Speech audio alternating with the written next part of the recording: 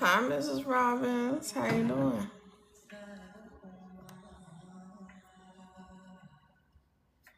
Oh, really? Oh, Lordy. Oh, boy.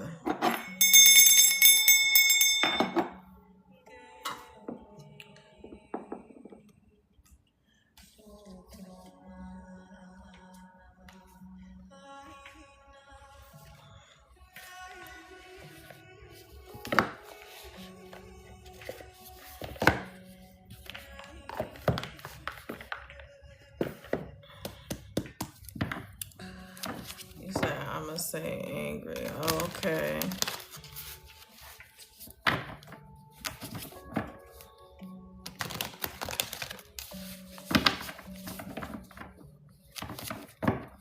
Have I done a reading for you before?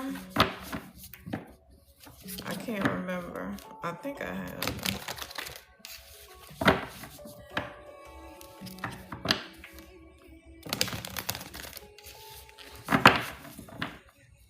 Hi, Brittany. Thank you for joining. Told me that I was going to move to North Carolina, and I said I knew he was going to say that. Oh, okay.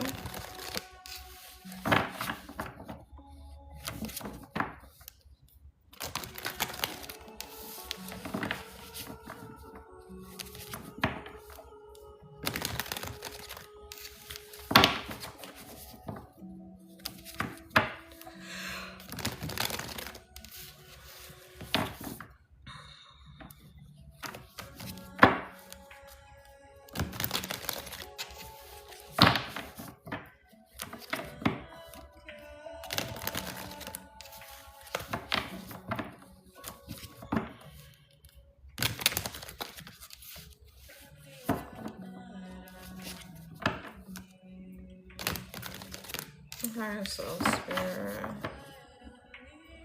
angels, archangels, ancestors, the spirit guides of the highest light and vibration. What does the collective need to know?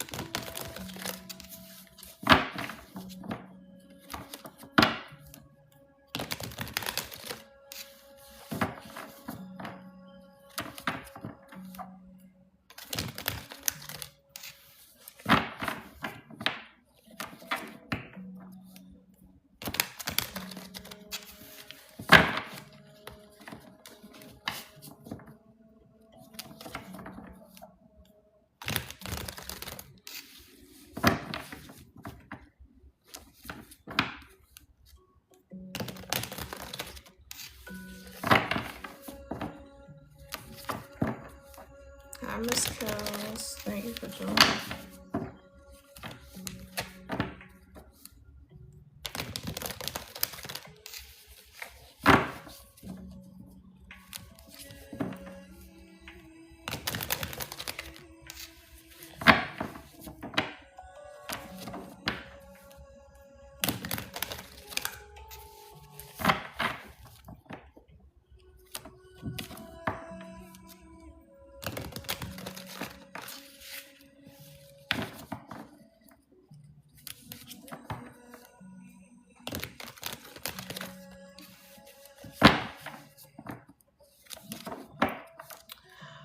feel like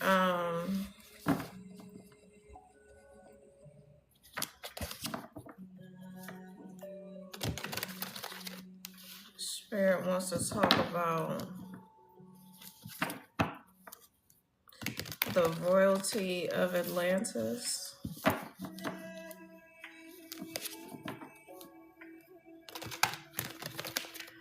And what's nice is that the energy is that there have been quite a few masculines doing the work.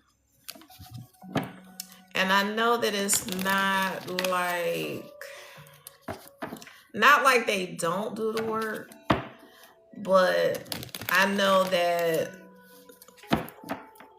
typically women have, like a higher tendency to do the work, but it's given the energy of like some really powerful divine masculines who have been doing the inner work, who have been really disciplined and protective with their energy, and setting proper boundaries.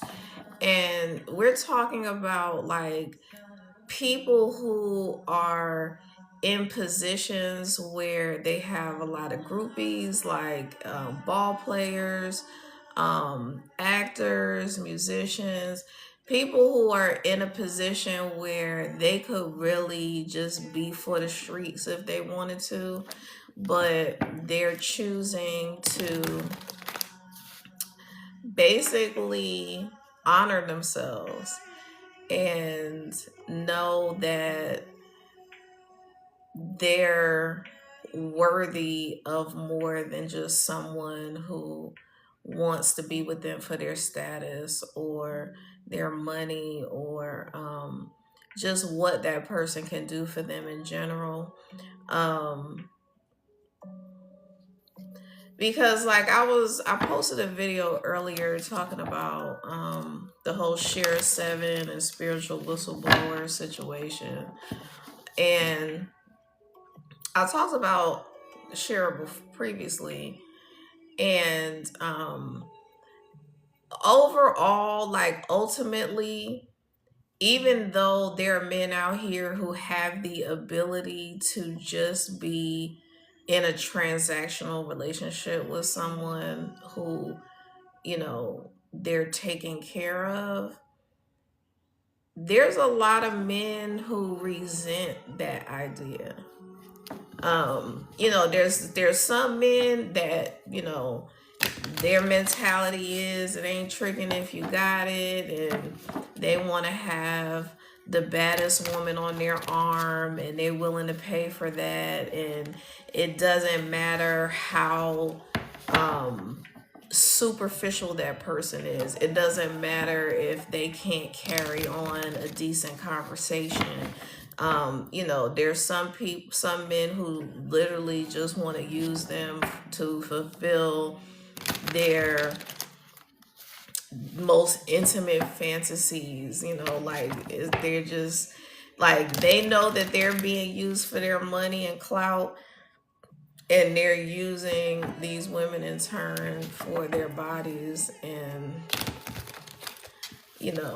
maybe to have a beautiful woman to them is enhancing their status. But these are two people that are still very imbalanced in their energies and operating more from ego and their image. And so it's really nice to hear that the royalty of Atlantis is rising up. And I feel like this transit of Uranus in Gemini is very significant because, the Gemini is the twin. And so that is connected to the twin flame journey. And so I feel like this new transit in Gemini is creating like the unions are now ready to join together, because each person has been on their individual twin flame journey thus far, and so now the divine is has, they have planned it with their soul contract in conjunction with the divine, who has also orchestrated all these things so that they would be fully prepared for this time period.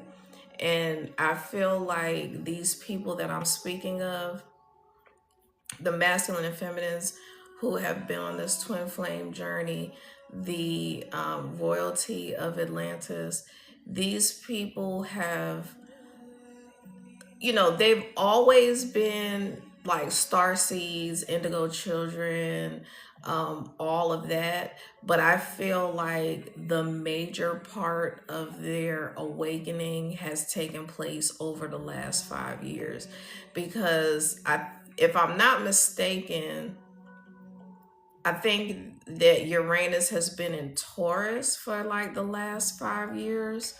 Let me look that up.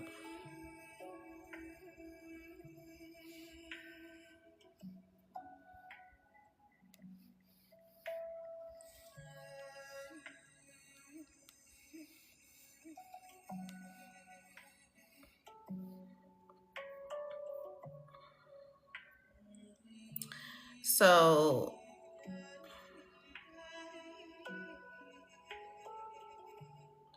so it says Uranus 2026 Uranus and Taurus details the final phase. The period between January 28th and April 25th marks the closing or the graduation phase of a cycle that began in 2018.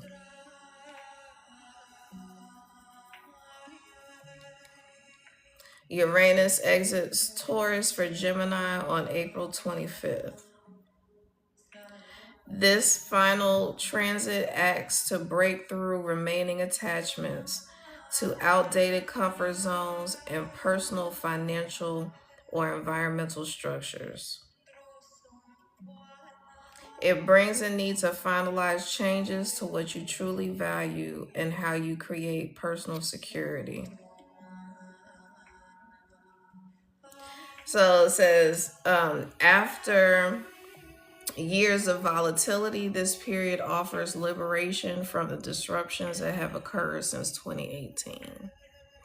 And so I would encourage you, if this resonates with you at all, I would encourage you to look at your Uranus placements and like kind of, you could look it up on TikTok to discover like what that means for you in particular. My sun sign is in Taurus. I have a lot of earth and fire in my chart, but my Uranus is in the second house, and well, depending upon what chart you look at, but is in Scorpio. And so when I tell you that my life since 2018 has been a series of upheavals, and like it hasn't been completely tumultuous the whole time. So there have been, high points where I was able to like catch my breath and all of that, because it's very, it can be very draining, it can be very isolating, it can be very um disappointing. And so like for me, for 2018, I was laid off from a job for the first time ever in my life. So in 2017, I had uprooted my family to Los Angeles from North Carolina. It was at a very like pivotal time for my children in school. And so, but it was like I went from working 4 jobs to having one job that was able to sustain me. And so it was something I absolutely had to do. And I ended up getting laid off, no fault of my own, but they gave me a severance package. So I got laid off, but the severance package was the high point. But at the same time, like, my relationship with my children was in turmoil. Um, and in California, like, that's cool that they gave me like 6 months severance, but then what after that? And then, of course, as we know, to add to that, after that, we had COVID. And so I got COVID before it was even being called COVID, because I think it really hit Los Angeles first. And so I was like, I thought I was going to check out of here. And I'm very rarely sick. Like, I raised my children through, stomach bugs and all kinds of little things that they brought home from school, and I really didn't get sick. I don't remember ever being sick from something that they brought home. But when that COVID hit, mm, and thankfully, I didn't get the version where I had like a ton of things lingering. But I know that I was sick from like December of 20, I guess it was December of 2018 until the Super Bowl, like February of 2019. And I had like it was like the main part of it was gone, but I had a cough for months. And so that was like one thing. And then I ended up moving back to North Carolina, had to deal with a house that had a massive flood that, it was mitigated properly, but I had to figure out how to put it back together. And you know all of those things were happening, and then somebody I was dating passed away, and then I had to deal with that. So, and then I had a massive awakening, which was extremely publicly humiliating in 2021.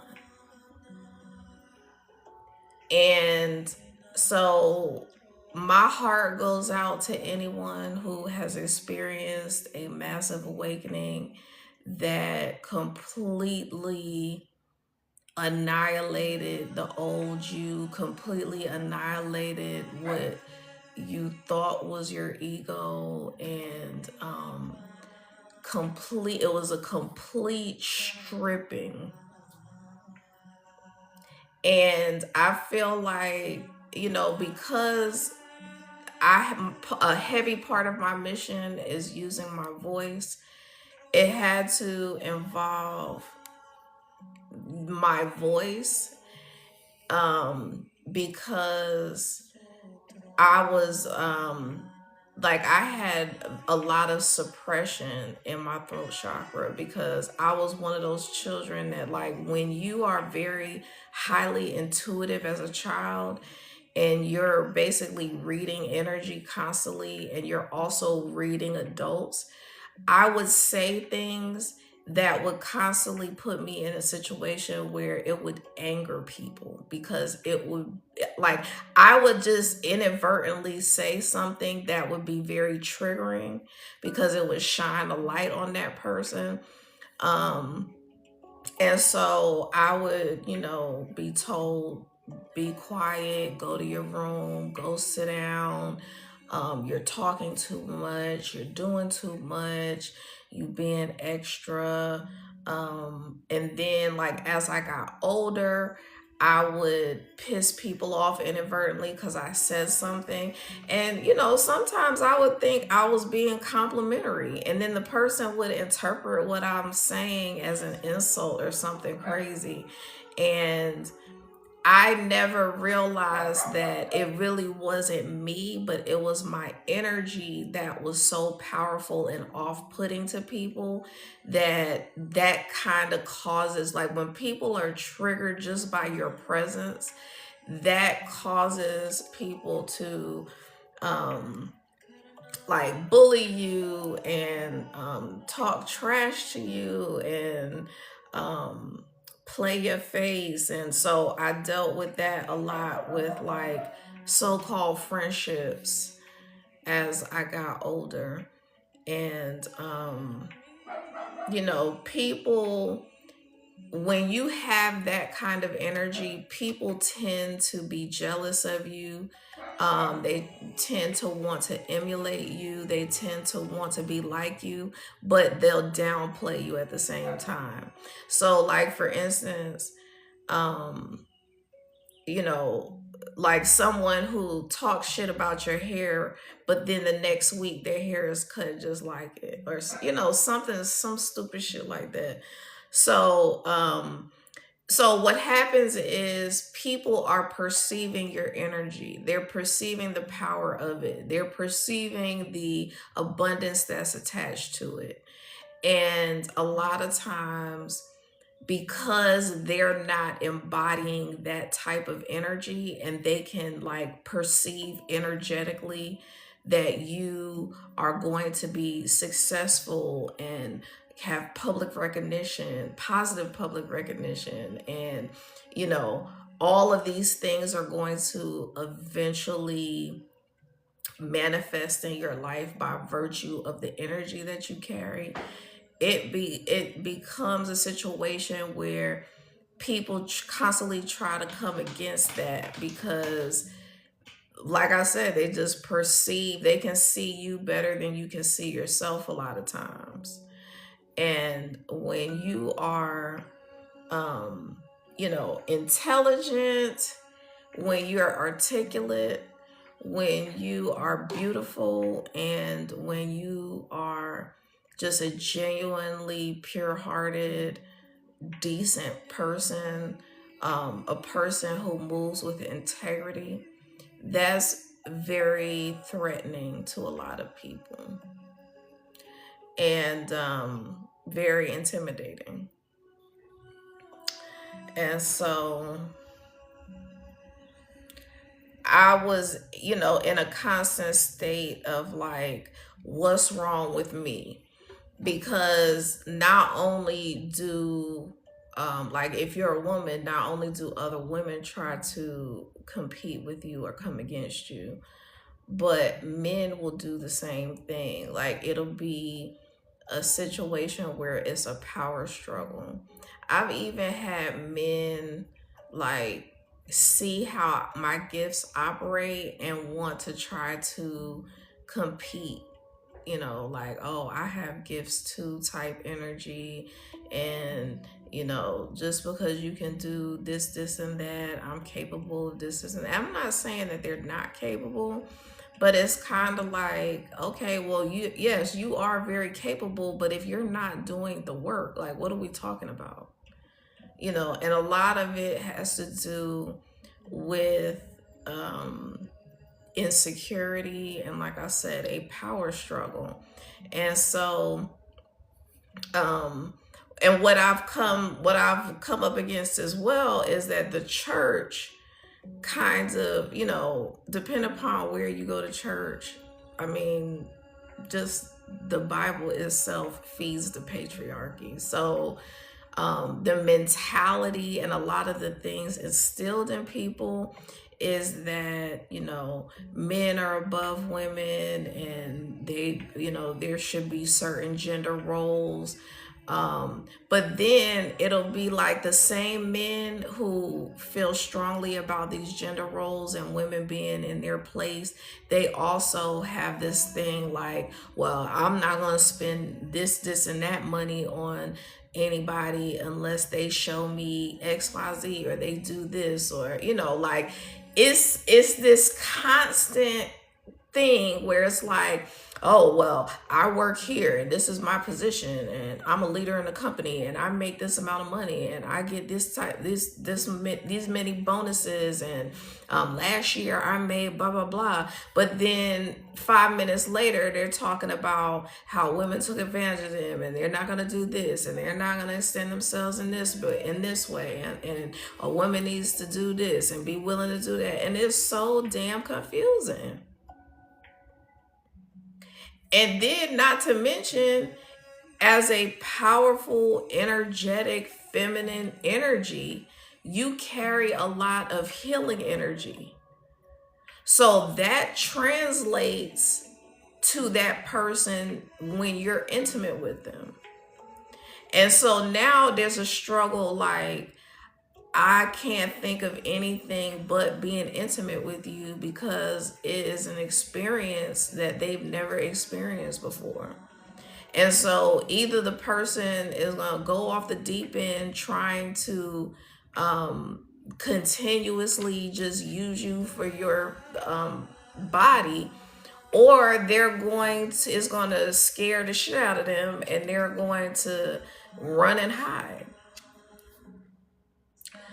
And that is part of the twin flame journey, because like I was talking about the other night on live, that ultimately I could sum life up by saying you're on a journey to figure out how to choose yourself first. So whether it's your relationship with parents, your children, co-workers, romantic partners, you have to figure out how to defend yourself, stand up for yourself. Of course, you know, in pro-social ways, because crashing out just, you know, it can create so many other hardships. And let me let these dogs in the door, shit. Because now they knocking on the door.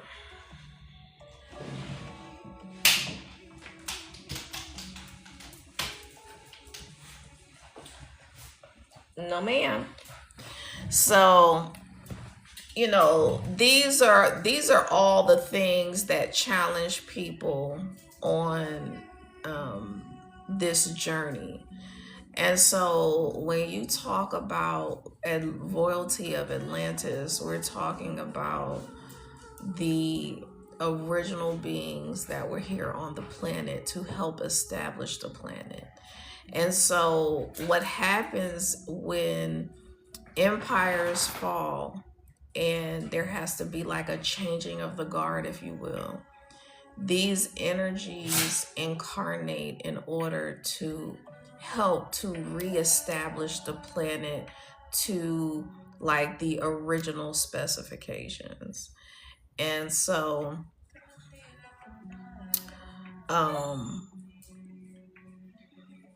there are purposely, or there will be purposely, like many people that are on your twin flame journey that if they do the work, they could potentially be your person.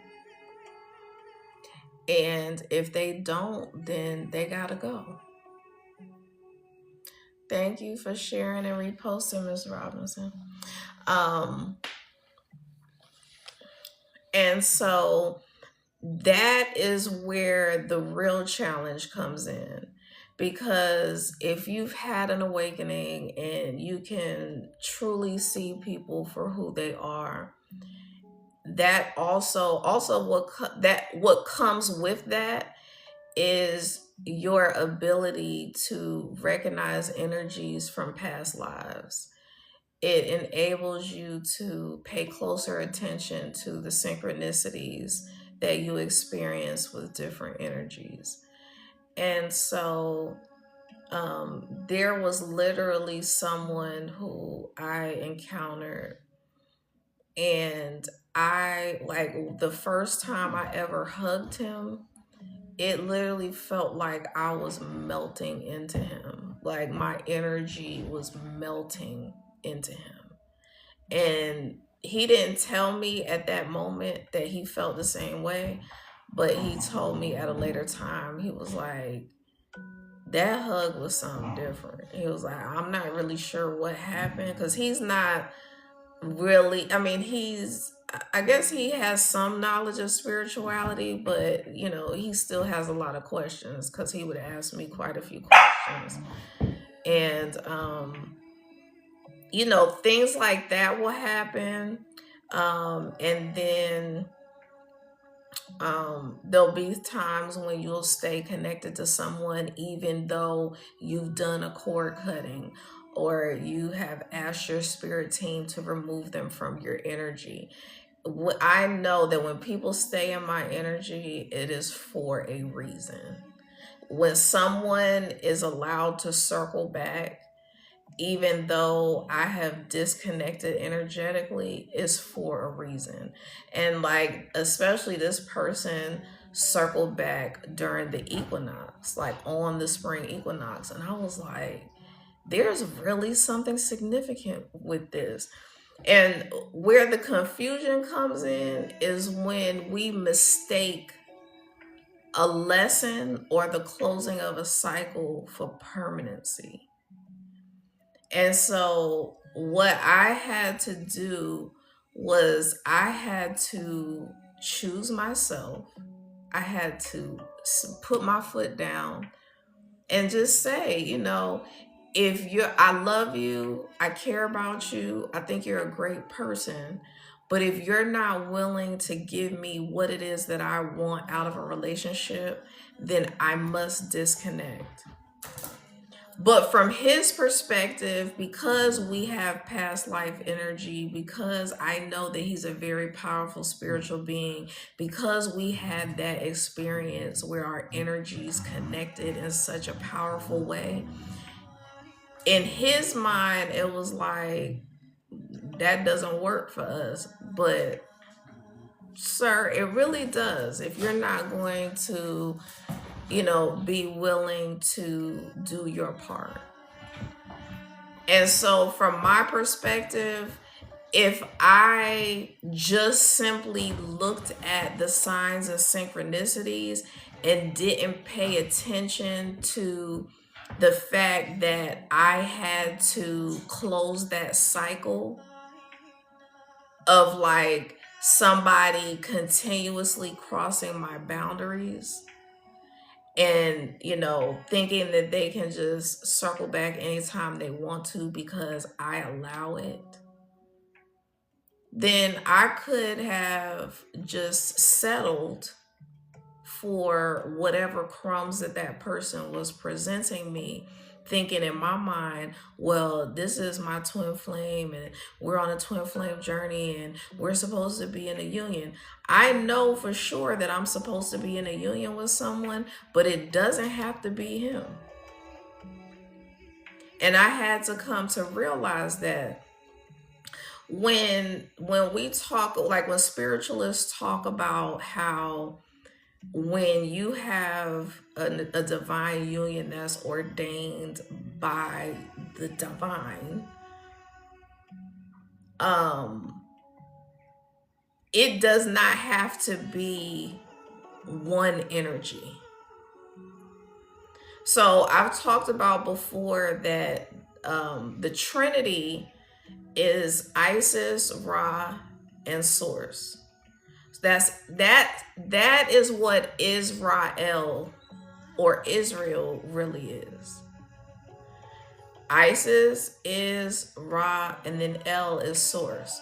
So Isis and Ra are the masculine and feminine representatives of Source. And there are then energies that descend from those two energies. And so when the feminine energy ascends to her higher self, the masculine ascends to his higher self. That could be multiple people on that journey, because everybody has the opportunity to ascend to their higher self. So if there's 20 people on my journey that have been handpicked for me to choose from, but only one out of the 20 actually ascends to have that Kundalini awakening, to ascend to his higher self. Winner, winner, chicken dinner. But where we make well, I'm not going to say mistakes because I don't really believe that there are any mistakes, but where we end up having to learn, or we have to go through the same test multiple times, when it feels like we just keep encountering the same energy in a different vessel. We are actually encountering the same energy in a different vessel, but we're having to deal with a certain aspect of that particular energy and have to say, I don't like this and I'm not accepting this, and so I'm moving on.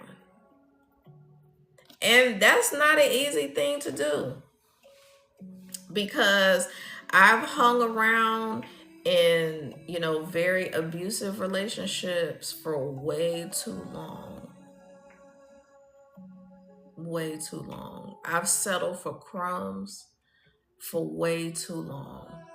I've tried to be Bob the Builder. I've tried that, struggle love. And I had to finally say no to all of that shit. You said first people that's struggling to message me. I'm not sure what you mean.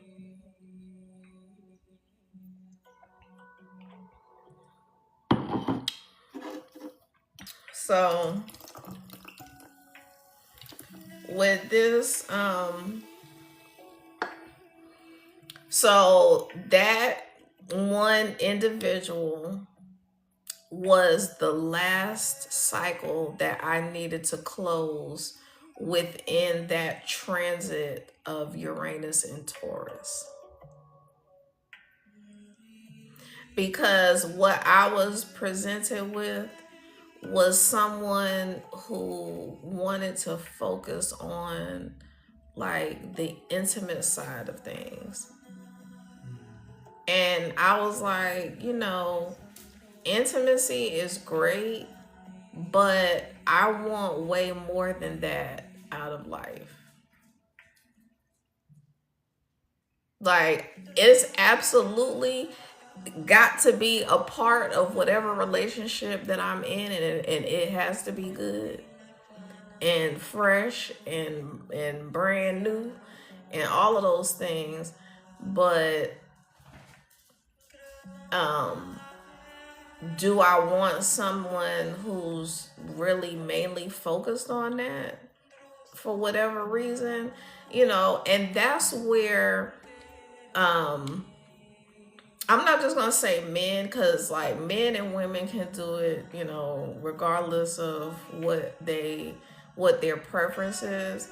But people will create confusion by saying, "Oh, I'm really in love with you. I think you're an amazing person." Like, they will actually run down the list of all of your most amazing attributes. And it's true. They know it's true. But they'll use that as a manipulative tool to trick you into thinking that you giving them your power through intimacy is going to somehow generate a long-term relationship, or the relationship you want, or it's going to turn this person into the partner that you want. And that could not be farther from the truth. Because like I said earlier, when you have a lot of healing energy, people will do and say whatever they have to stay connected to your energy. because these people know, maybe not consciously all the time, but they know that being connected to you brings them opportunities and money, and like they see their life transforming by being in connection with you. So there are a lot of benefits to being connected to a very powerful spiritual being. And instead of focusing on improving themselves and balancing their own masculine and feminine within and doing the shadow work to be put in a position to like basically be awarded this individual to build with, to build empires with, they blow that shit. And it sometimes saddens me, but I have to really think about the fact that we all have free will. And when I see an amazing man who is dynamic and is operating powerfully in his creative energy and his divine wisdom and being powerfully guided and directed by the divine, why would I ever, as a decent person, want to come into that man's life and attempt to destroy what him and the divine have partnered to create?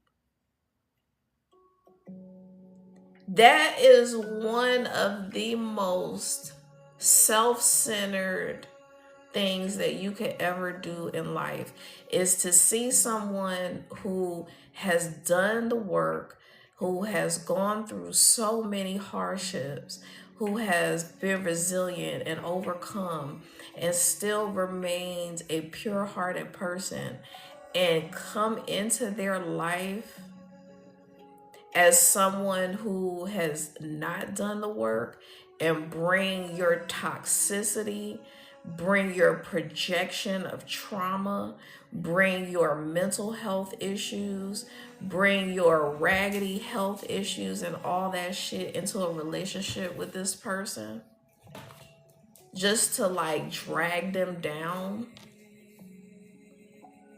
First of all, you playing a very dangerous game, because the divine does not play with their people like that. They'll use you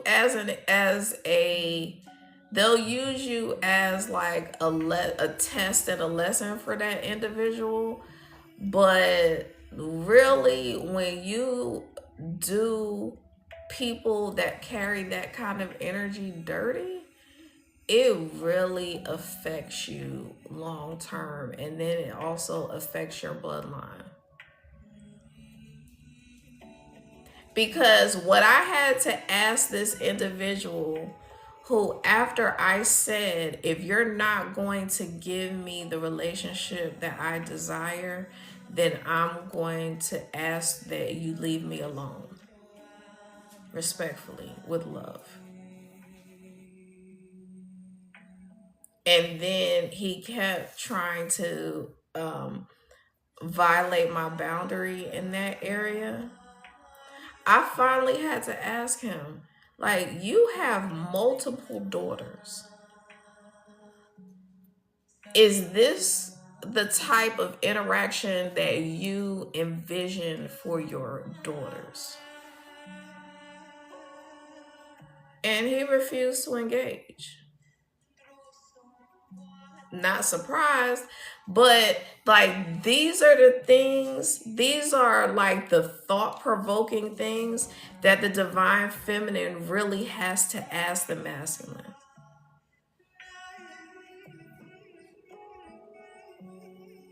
Because if nothing else, I want the best for people. Now, for people who really did me grimy, fuck you. But for other people who, like, no harm, no foul, like you were kind of shady. This daggone fly. You were kind of shady, but you didn't you didn't grape me, you didn't assault me or anything like that. So like we could move on peacefully. But for the people that you interacted with that did some really traumatic things to you, whether it was mentally, emotionally, physically, or whatever, and I mean playing mind games with you that made you question who you are, made you question what you're worthy of, made you ask yourself like what is really wrong with me that these people don't see the the benefit of basically being in partnership with me. Like I haven't done all this work and I haven't um built myself from the ground up through all the trauma just to have someone come into my life and like pick the scabs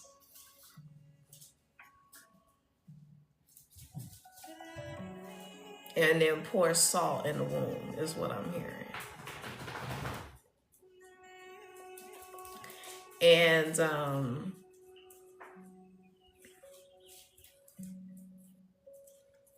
so, like I was saying earlier, I feel like it's really promising and it's very exciting to hear that there are quite a few divine masculines who have done the work and who have taken the time to just be by themselves in between relationships, even though they have a multitude of women throwing themselves at them. Because I mean, I see people at my job where, tall, dark, handsome, all the women at work are, in competition with each other to win this person over. And so it doesn't, the person doesn't even have to have like celebrity status or anything like that to have like groupies. um but and also too, like one thing about it, it's not enough to just be fine as hell. It's not. When you have a high calling and you have a specific mission and purpose, and you have to have someone who is powerfully operating from their gifts, it doesn't mean that your gifts have to complement each other. Typically they will in some shape, form, or fashion, but it doesn't, like if you're a spiritualist and that person is not, but they're still operating powerfully in their gifts, just in a completely different area, that's still you. That's still the two of you complementing each other. But if you're just focused on being with somebody because they're fine, but their level of being like, they're not on your level. So, like, you are very intellectual and you can carry on a deep conversation, and you have been on such a journey of self-discovery that you have studied so many different things and you've had your awakening, and you now get downloads of information that you can't glean from any books or YouTube videos or other creators. You are getting information directly from the divine, and when you are operating at such a high level, you have to have someone else who doesn't have to completely get everything that you say and do, but they at least are open minded enough and intellectual enough and have done enough of the work that they can just be in awe of your gifts and in awe of who you are as a person and in awe of like how you can still be this pure-hearted person with all of the crazy shit that people have attempted to do to you. And what the divine does, like throughout your journey of life, is they will allow different traumas and different setbacks. And when I say allow, I mean that all of these experiences were built into your soul contract. Because when you are royalty from Atlantis, when you are one of the original beings that existed on the planet as a supernatural being,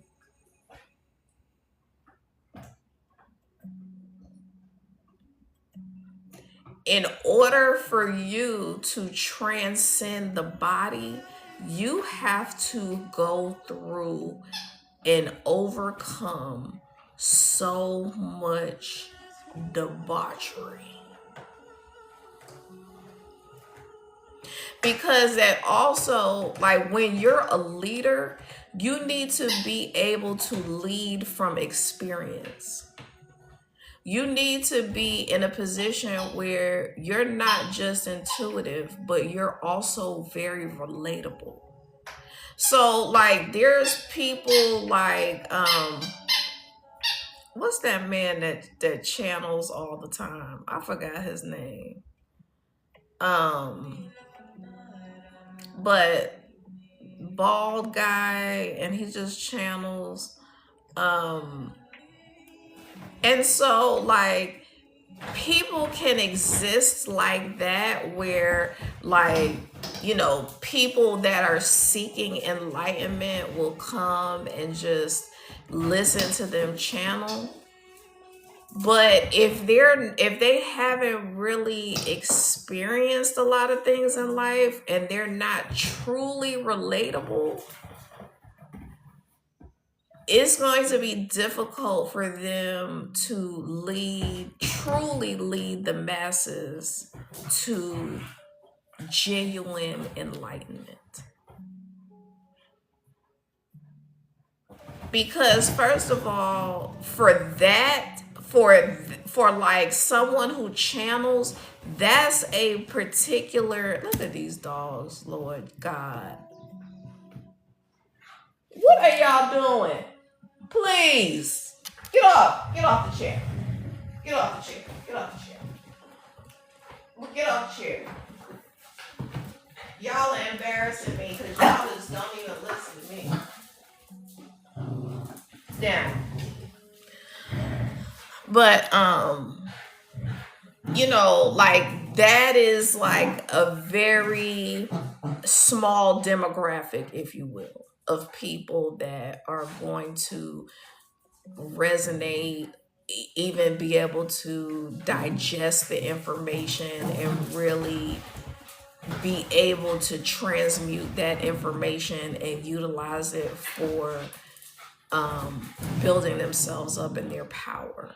So people can listen to things a lot and it feels like it resonates, but if it doesn't actually truly penetrate, cut it out, cut it out, cut it out, cut it out,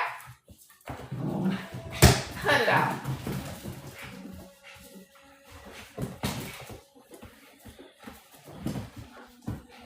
Pardon me, y'all, for a minute.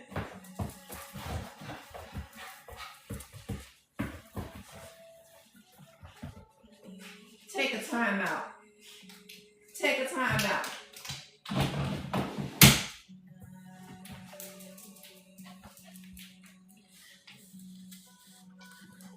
I know he's gonna be knocking on that door in a minute. But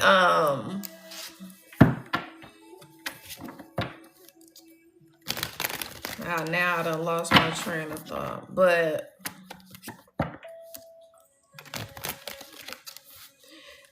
you basically have to protect your energy as if your life depended upon it.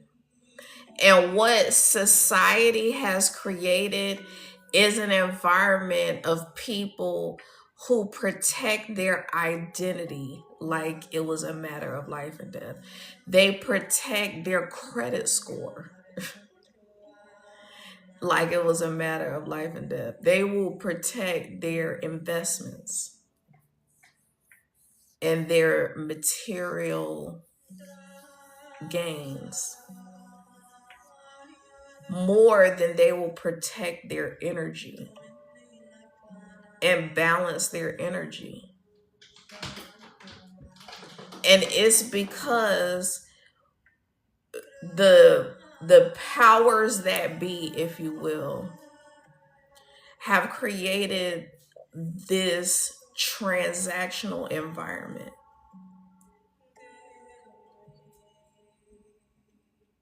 Everything is so transactional that is why we have movements like Shira 7 where she is guiding women, very powerful women at that, because when you have millions of followers, you're going to have some divine feminines mixed up in there. I was one of them.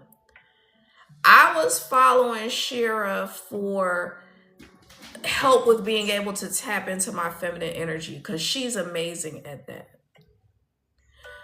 But I never resonated with the whole, yeah, go get you a old wrinkly man whose member doesn't work anymore and just live your life, out with that person so that you can live a certain lifestyle. I've always said, like, your money does not impress me. I need someone who is going to protect my mental and emotional health. Meaning, if I don't want an open relationship, then we're going to agree to be in a committed monogamous relationship. If that's not something you want, cool. But I'm not here for that. If I want someone who goes to therapy and meditates and does the inner work or something close to that, however you get to a place of peace and health, mentally, emotionally, and physically, and all that. And I'm not saying that the person has to have perfect eating habits and perfect health and all this other stuff. I'm just saying, whatever you have to do personally to get to a point in your life where you're not projecting your pain on me, where you're not competing with me, where you're not jealous or you're accusing me of being untrustworthy and all of these things, until I find someone who can hold me up in that manner, I'm good. I'm not dealing with anybody that doesn't keep a clean house, because I take pride in my surroundings and my environment. And if you're nasty and a hoarder and all this other shit, and you don't respect the fact that I don't want piss all over the floor and the toilet seat and stuff like that, like, those are the things that are deal breakers for me, because I know I'm a Taurus sun, so I love pretty things.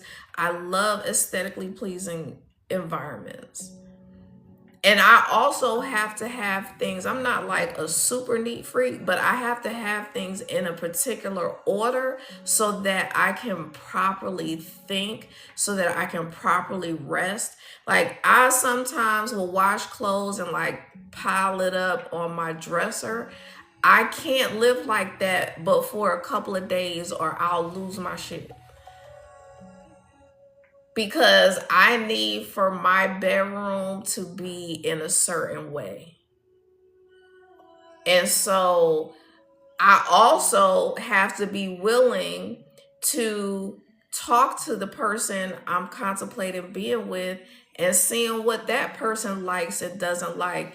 And I have to be willing to ask myself, like, if he doesn't like women who don't get their toes done or something like that, or have crusty heels or whatever, am I willing? Now mind you, I don't play that. Not saying that they've never been rough, but I make an effort to handle my business, okay? But I'm just saying, if that's one of those things, am I willing to then become that person for him?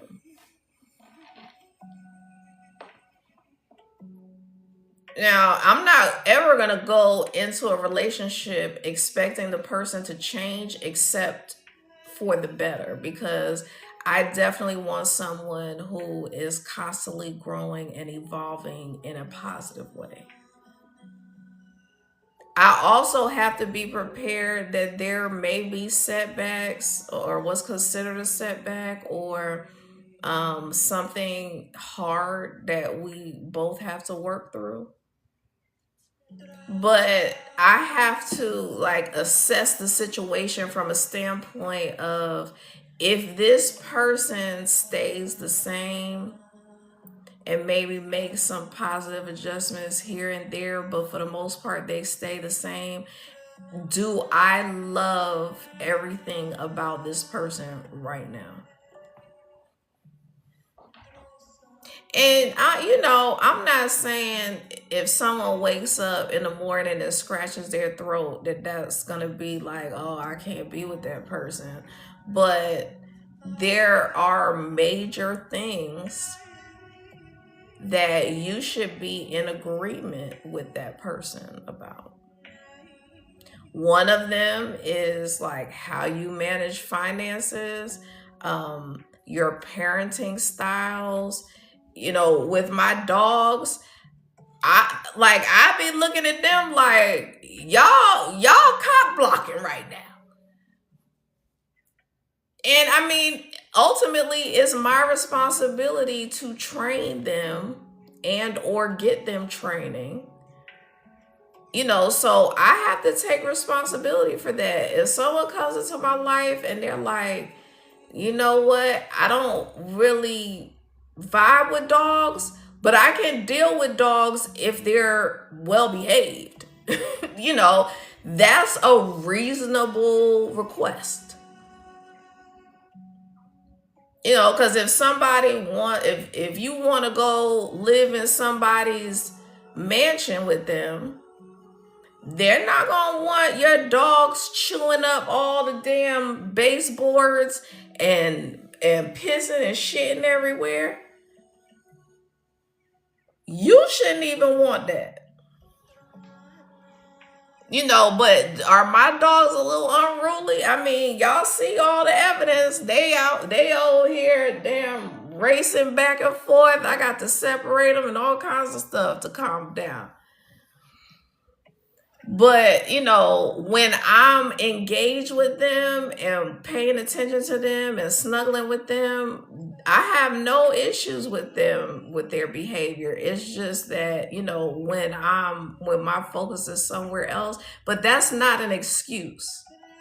I still have to take responsibility for the things, the animals, or whatever I'm bringing to the relationship.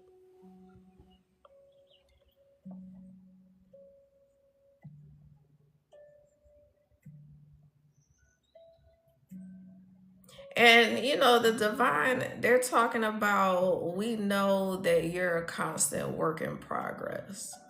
I'm not trying to sit here and make people feel like, they're not good enough, or the work that you've done hasn't been sufficient, because it absolutely has. You're absolutely good enough. You are absolutely worthy of the best. You are absolutely worthy of pure love. And like, I was doing some research the other day because I'm in school for a counseling license. And I was I was doing a like search of unconditional love versus unconditional positive regard. Because I really don't like the concept of unconditional love because it has been so corrupted. Like, people. Oh, let me get this off.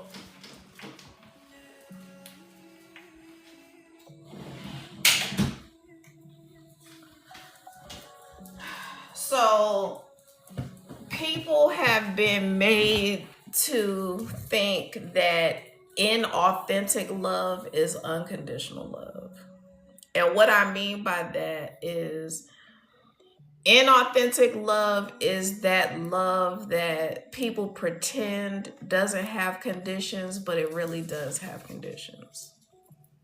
And when you do something, like, it's based on your behavior. So when you do something that they don't necessarily like, they're going to definitely let you know.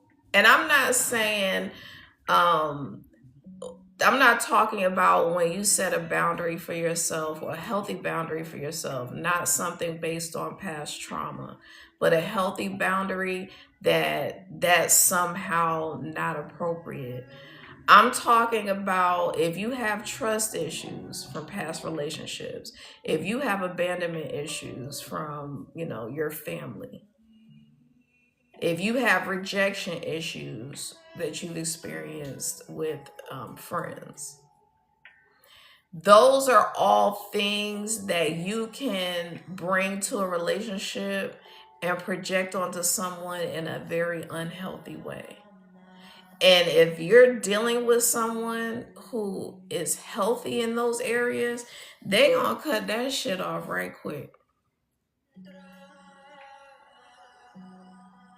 And those same people will be up here trying to get readings about, is this person coming back to me? Are we going to be in a loving relationship? And this is no shade, because I do free question Fridays, and the majority of the questions that I get are relationship related. I will be filtering which questions I answer for people, because my spirit team was very clear on the fact that people are coming to me to get free questions to see if the spell work hit. So I'm going to be very selective about the types of questions that I answer for free. But that's what happens. People that have not done the work, that don't feel like their personality is such that it can sustain a relationship, instead of doing the work to have a healthy relationship, they'll take all of their trauma, toxicity, personality disorders, mental health disorders, whatever. They'll take all of that into a relationship with someone who is healthy or healthier, and damn near attempt to destroy that person. And then when they get dismissed, then they want to turn to spell work. So the money and the time that you spent on getting spell work done could have been spent on your therapy, your, energy healing, whatever.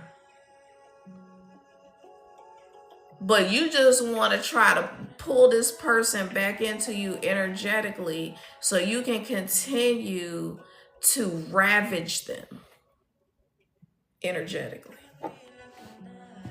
and maybe even physically. That is diabolical. And when I tell you that when you do that to walking karma, aka earth angels, aka divine beings, very high ranking spiritual beings, that karma is unimaginable.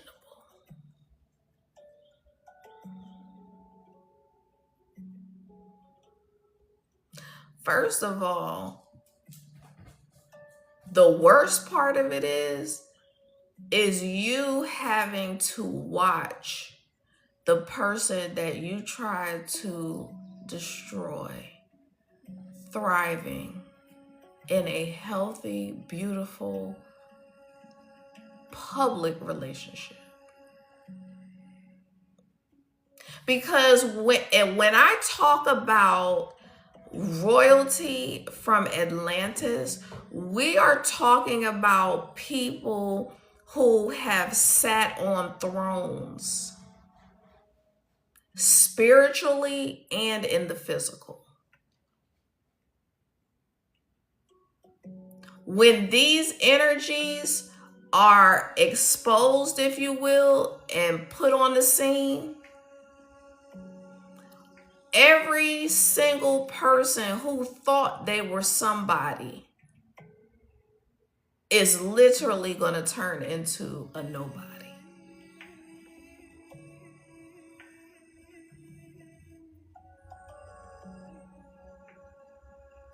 I'm going to let that sink in for the people in the back.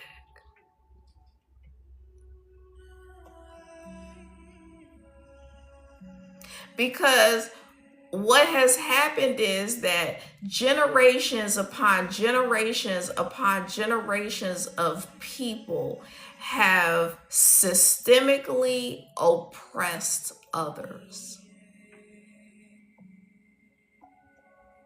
And we are now living in the time of when the last shall be first.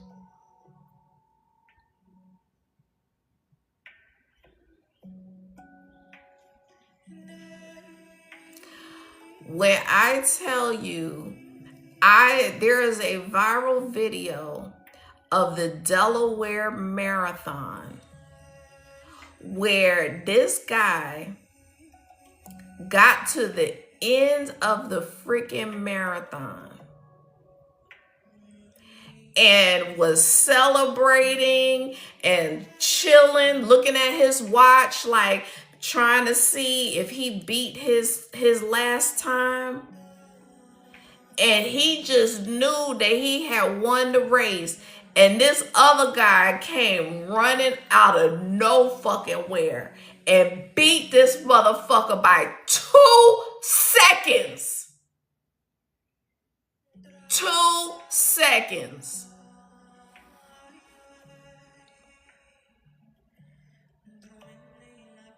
And I posted a video that was like, the original video I had posted last year, and it came up in my memories. And I said, people are going to be experiencing karma, and you will be witness to all of that. So not only will people have to watch you, people who did you dirty will have to watch you thrive in every area of your life. Romantically, financially, physically, mentally, emotionally. On a world stage.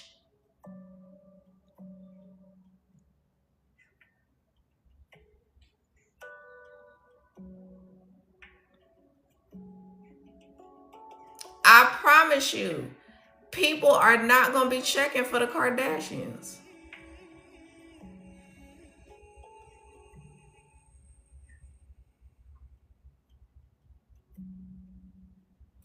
People are not going to be checking for all of these influencers who have millions of followers who built their platforms on some bullshit.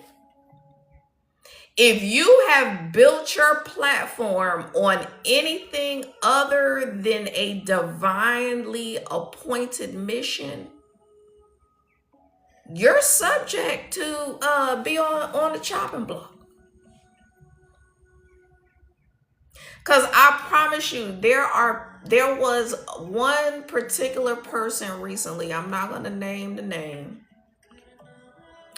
There was one particular influencer who has a big platform and is a spiritualist. And I don't really know much about this person. I have watched their videos. I've actually liked their videos in the past. But something just told me, like, block this person. Like, you cannot have any affiliations with this person. And I was like, are y'all sure? Because, like, I don't. Now this person did indicate that they were into some spell work, so I think that was like the tipping point for me. But once I disconnected, I started seeing other videos where this person had aligned themselves with some very unscrupulous people, or at least one in particular. And I was just like, damn, that's why y'all told me to disconnect. And like I've talked about this on a couple of lives, the parody videos about Coachella influencers and how elitist they think they are because of their following and how much money they make and all this other shit. I'm like, they gonna be the most vulnerable to the flipping.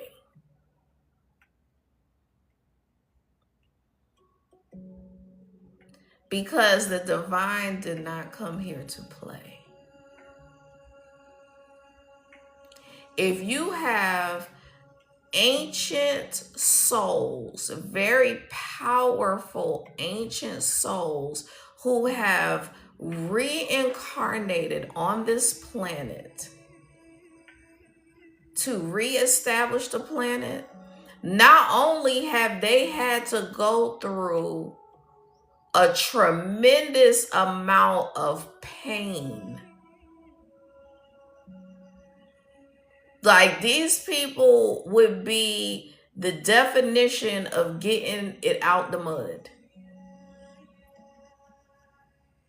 These people, I'm talking to my collective, y'all are the definition of being built under pressure.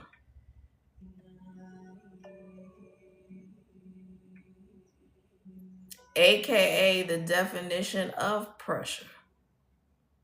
Because when you're built under pressure, you don't have any other choice but to be pressure.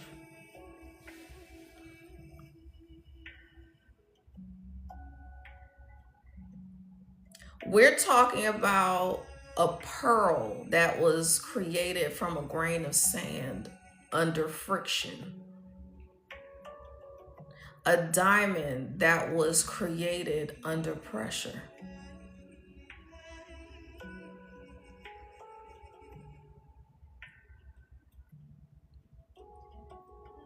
The divine, not only do they not play about those people, but they did not come here to fucking play with y'all. Enough damage has been done.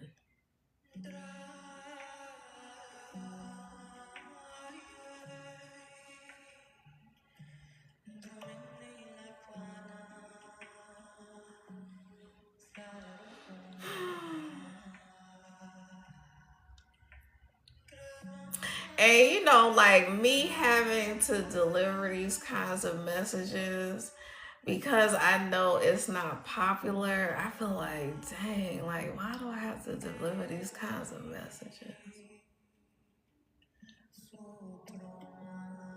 But Spirit really does not want people to be deceived because there's so much illusion, deception,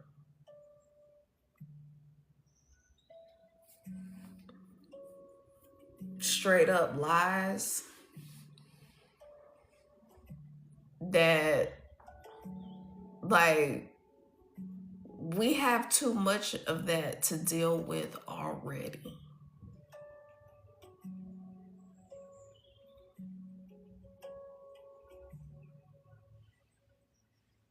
And so for me to sit up here and just talk about, oh, you're an amazing person and you're about to get your money and all of those things, like I definitely come with messages like that when appropriate. But lately the divine has really wanted me to have like some hard conversations with the collective. And really, it's not so much that I'm talking to the collective because that's kind of like preaching to the choir, but I'm talking to the people who would like to be in partnership with the collective. Because, baby, if you haven't done the work by now, I hate to break it to you, but when Uranus hit Gemini on Saturday, I believe, that gate is closing permanently.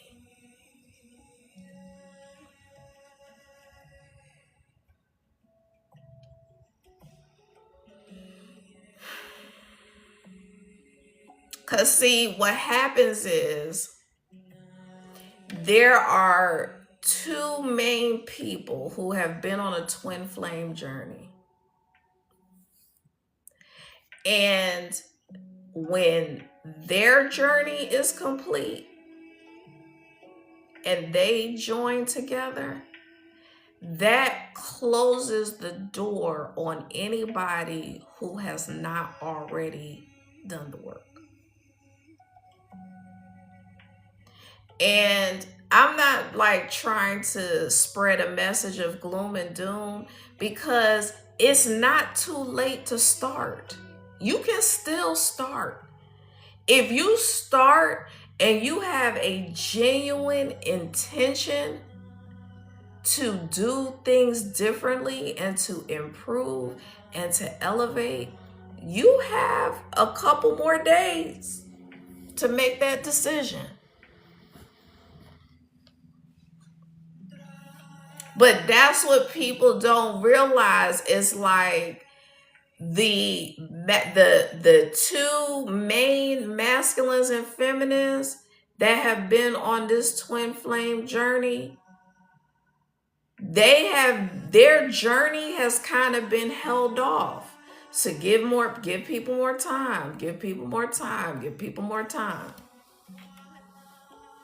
But now that that door is about to close,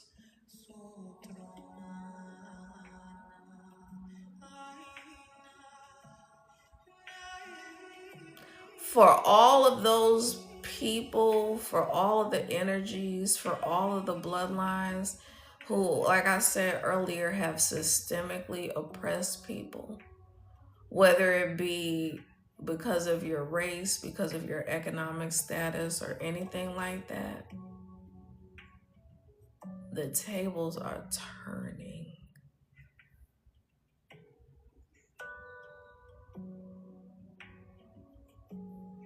Because what's so mind-boggling is that we're in the book of Revelation in the Bible. And instead of people really understanding cosmic constellations, or the cosmos, the constellations, they're so hell-bent on the fact that astrology is the devil. If you paid attention to astrology, you would know that the window of opportunity is about to close. But they're so focused on interpreting the Bible literally, and like all these people a couple months ago had prepared for the rapture and all of this shit. You can't do that.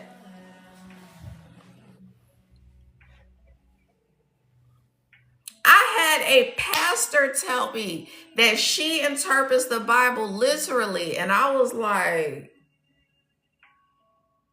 come again.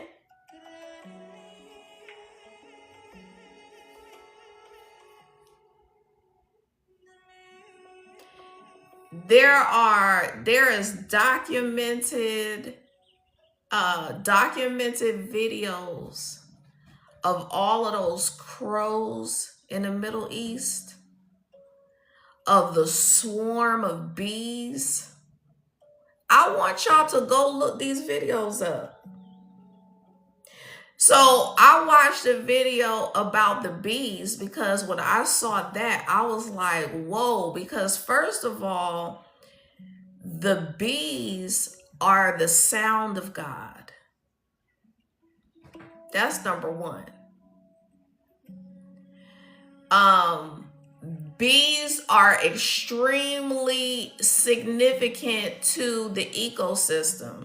So I don't know if y'all were paying attention to, like, maybe it might have been like a year or so ago, when people were talking about the fact that bees were dying at a rapid rate, and if that continues to happen, it would completely throw off our ecosystem. So in addition to all of these bees swarming like locusts in the Bible, the one creator was talking about the fact that with all of this war going on, one of the major beekeepers, I think maybe one or two of the major beekeepers in those regions, were recently unalived.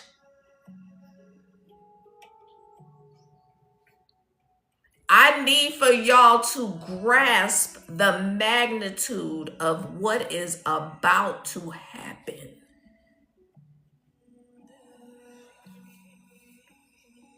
First of all, ravens, like crows, ravens, those type birds are associated with God. First of all, birds represent intuition, because if you know anything about Odin, I think he's from like Nordic traditions. He was a god. He was basically God in that tradition, and he always had a bird on his shoulder that would tell him things, like that term, a birdie told me. And so Odin is also like the same energy as Tahuti, because Billy Carson talks about that. Billy Carson has studied Thoth the Atlantean, and my spirit team has said that a lot of the stuff he talks about is accurate. Some of it is off, but most of it is accurate. And he was talking about how Tahuti and Odin are on the doors. I believe it's at the Library of Congress.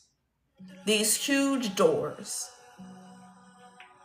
So you think this world doesn't understand these energies and the significance of them?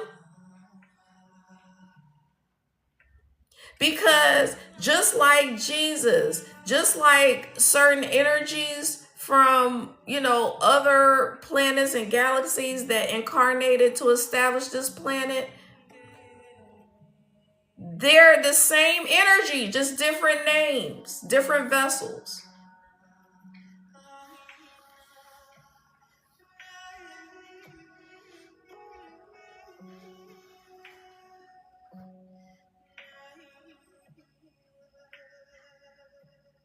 There is a reason for everything.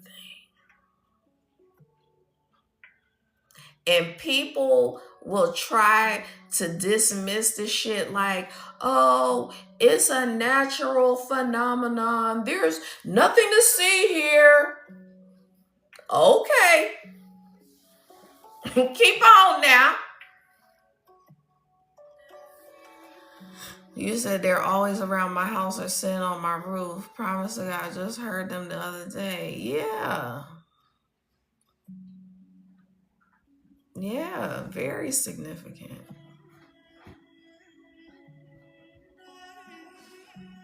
Very significant.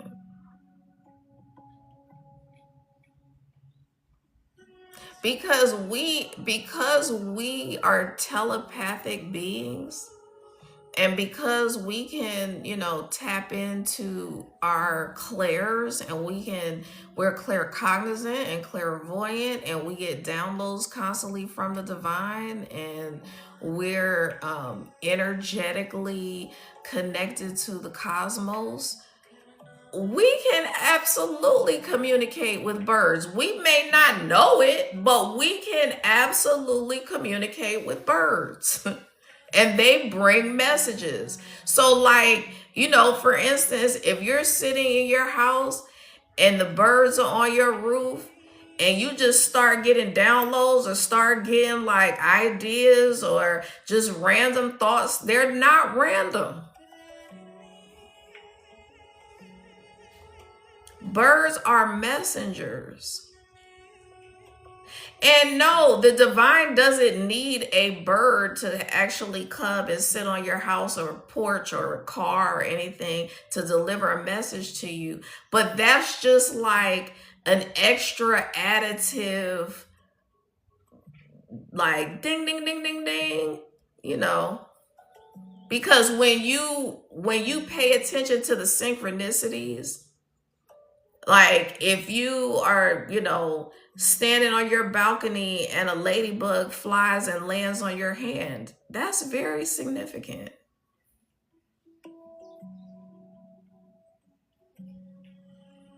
If you are walking past a building and you see an owl perched on the corner and it's like broad daylight, or you actually see it fly, because like I was at my sister's complex. Like here in Arizona, we have very large owls. Like they could be 3 feet tall, from what she told me. And she was like, so I saw an owl sitting on one of the buildings, and I was like, man, I would love to see her fly. Because I know the wingspan is breathtaking. And that owl took off. I've never seen an owl fly. Like I've heard them, but I don't even know if I've ever actually seen an owl before I moved here. I've heard them, but I've never actually like visualized them sitting there. You say, yes, I get excited when I'm driving through the suburbs of Chicago and see them big old eagles. Yeah. I mean, when I tell you, and when the divine wants to send you a message, they are going to send you a message. Because I promise you, I was driving along. I was in North Carolina. And there, I looked over to the left, and I almost crashed my damn car because there was a tree. I mean, a tree full of fucking what are those birds that eat the animals and stuff? Vultures. I think that's what they were. They were like huge. I had never seen anything like that in my life. First of all, I was like, how are those branches holding these big ass birds up?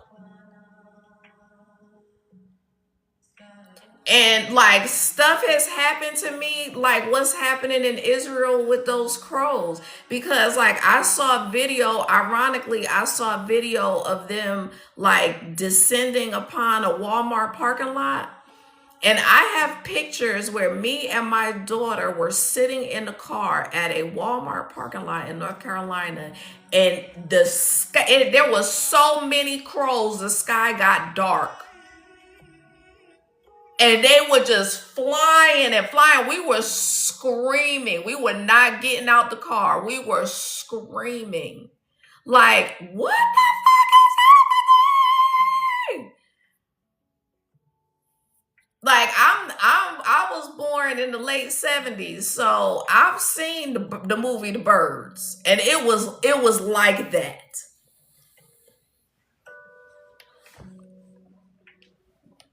So when I tell you the divine is not here to play with folks,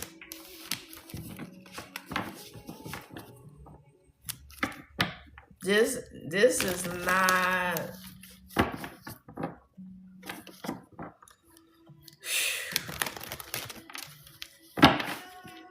Let me just tell you, I'm glad that I'm not in that number.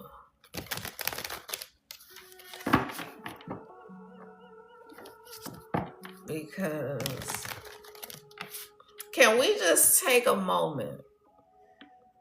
Let's just take a moment to give honor and thanks to the divine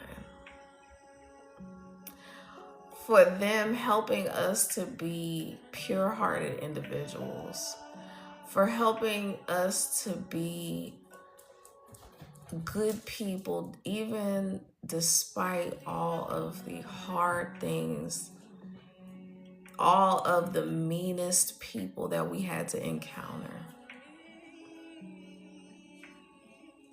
all of the racism, discrimination, oppression, financial struggles,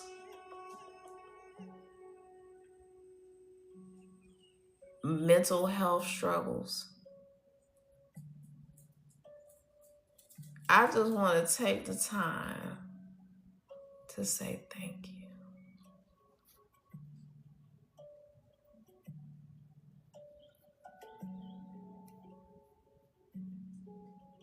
Because I see homeless people, and I know that those are very powerful people who had awakenings and didn't come back. Very powerful people who maybe were getting so many downloads that they were trying to manage it with substances and never came back. Because when I tell you, when I had my awakening, I went straight off the deep end. Without a parachute, without a life jacket. And I had to pull myself back out of that.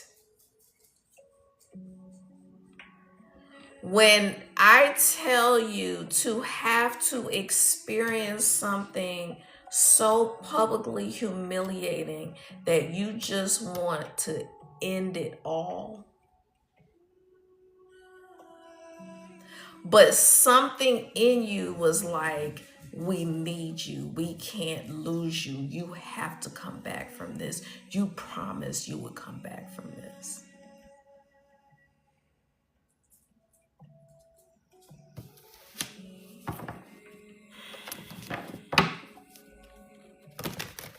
Mm, mm, mm. And shout out to Angie. Thank you so much for sending me that Cash App. I was so surprised and I was so grateful.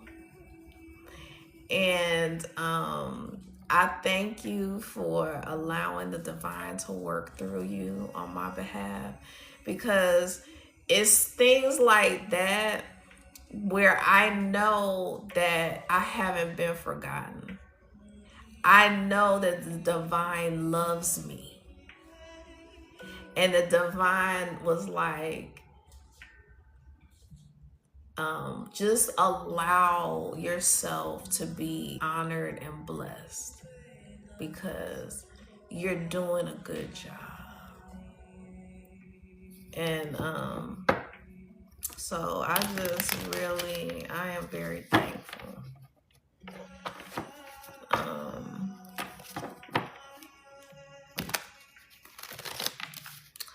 And I think you're the same, Angie. I hope.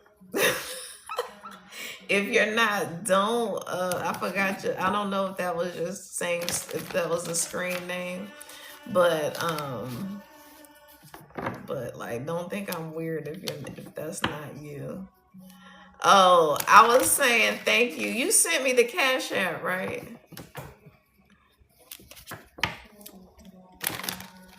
Because I was like, let me just make sure that's the right person. Oh, yes. Thank you so much. I was telling you thank you. I said, shout out to Angie for sending me the Cash App. I was so surprised and I was so happy and grateful. And I was saying thank you for letting the divine use you, cuz they know that I'm getting tired. Like, for real. So I just thank you so much. I appreciate it so much. And so, like the divine will do that. Yes, I so appreciate it. I really do. Cause like the divine will do stuff like that and will use people in such a beautiful way to just be like, it's all right. Like, hold on. Just hold on. Because let me tell you, between like all the stuff that I've been having to deal with recently, between relationships of all kinds, I have been mentally, emotionally, energetically just exhausted. And there were some days when I would be in here and I'd just be like, yo, I'm tired.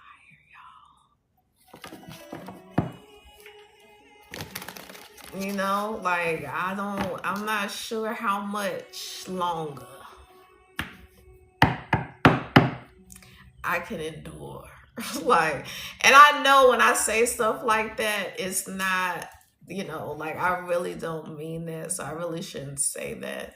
But that's really how it feels, because I feel like I have largely been in hermit mode since like 2018. And I've only known that I had these gifts since like 2021. So we talking 5 years. And to go from living over 40 years to like a massive awakening to then go into um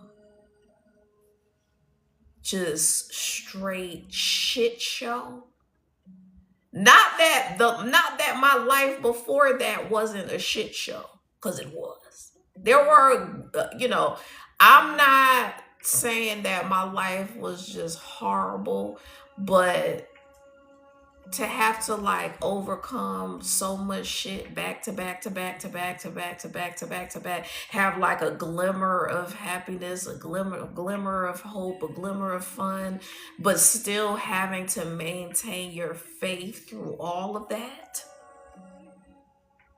I was like, yo, you said I appreciate your time and gift. It was worth it. Hang in there. You are needed. Oh, thank you so much. And I appreciate you trusting me with your energy and trusting me to deliver these messages, because you're the kind of person that I love doing readings for, because I can tell by the nature of the message that you have done the work and that you're ready to get the information. I can tell that the divine supports you and needs you to know exactly who you are and embody that and elevate to that so that they can meet you, and like all of that. So like that's what I live for. The questions of where people just want to kind of get surface level information, and there's no shade. Can you stop? Stop. And that's no shade to people who aren't really deep with the whole spirituality journey.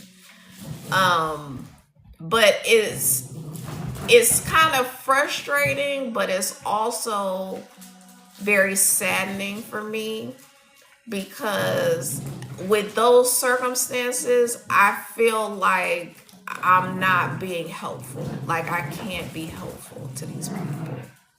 And so that's the most frustrating part of it. It's not that I'm mad at the person for being concerned about whatever they're concerned about or asking me when I know that they need to do the healing work. It's just that it's frustrating because I know how the world has prioritized all the wrong shit. You said ain't nothing surface in life, unfortunately. Kind of miss it. Exactly. Yeah. I mean, it's so many intricacies. There's so many intricacies that, first of all, I don't even know if I could put everything into words. My higher self is saying I can. But I'm going to say into words in one lifetime.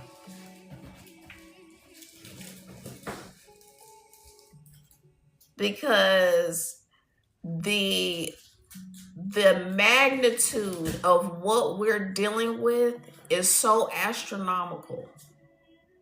There's this video, I think I shared it. But there's this video where this girl is showing like this these satellite images or something like that. And interestingly enough, the satellite is in Arizona. Not surprised though. But it basically has like 5,000 eyes or something like that, and it captured a visual of the planet. Like, I'm not sure what, all the details, but it was showing like all these little dots, and those were all galaxies within the planet. These little dots are all galaxies within this one planet. I mean, that alone just tells you, like, to be able to dissect each galaxy within the planet, that's wild. So, like, from the standpoint of source, we couldn't even begin to fathom. Yeah, you said it. It's all connected. Absolutely. Very much so. And that's why I was talking about earlier that it's so crazy to me for people to say, I'm going to interpret the Bible literally, but I'm not going to pay attention to planetary movements. Because your birth chart is basically the blueprint of your life at the moment that you're born. So you mean to tell me that all of the planets that were aligned at the precise moment that you were born can tell me what your life is going to look like? And y'all are prioritizing the literal interpretation of a book?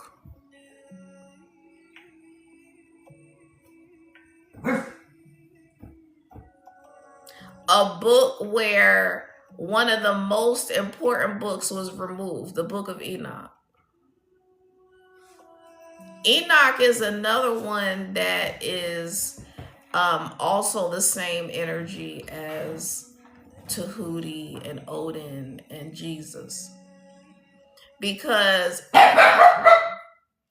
Enoch transcended and became Archangel Metatron without expiring. And so that is the same energy.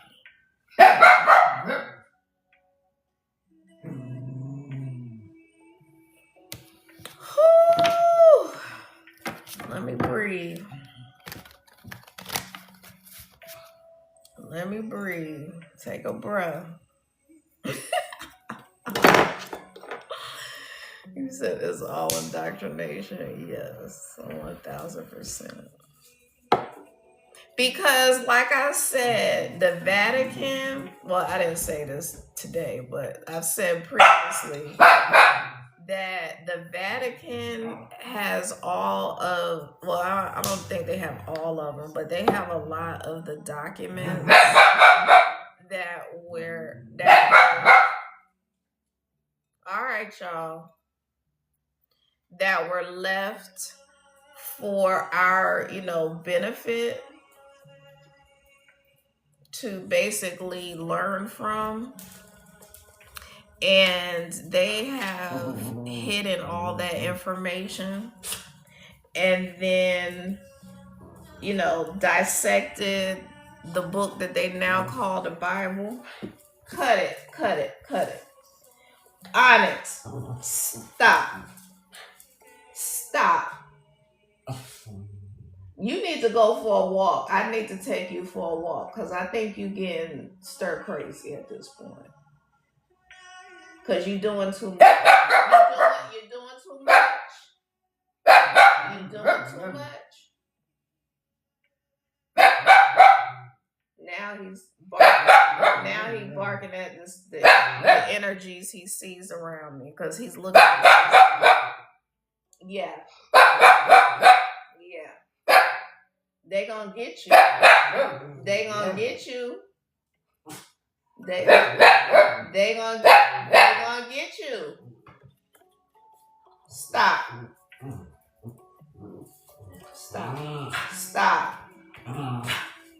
Be nice.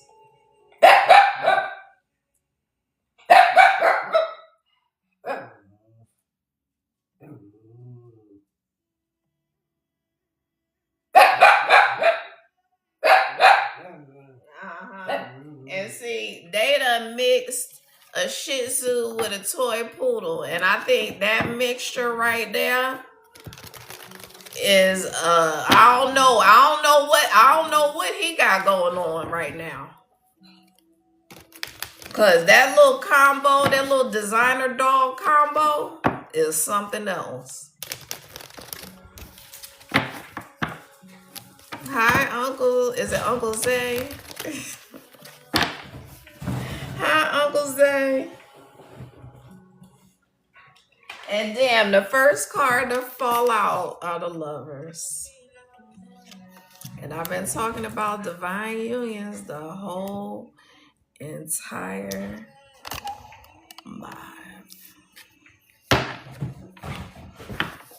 So, Spirit, what else do you need? Can we get some more confirmation of the collective?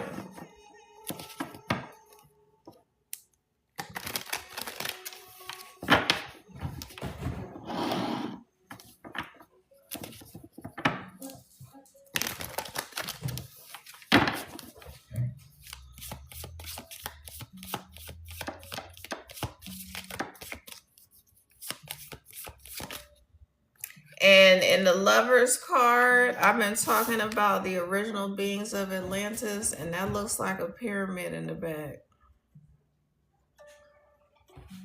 So I guess I was supposed to cover the naked people, but yeah, divine union all day. And this is like representative of the twin flame journey that I was talking about, having to walk away from anything that doesn't serve you. From anyone that forces you to not choose yourself first.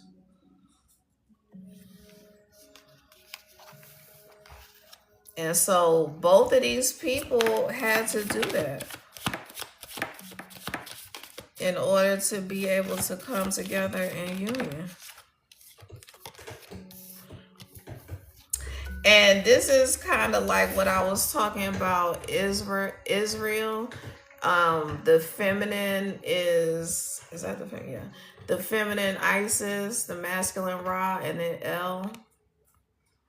And so these are like the original beings that represented the masculine and feminine energies of Source. And so technically the Adam and Eve story, but not really Adam and Eve.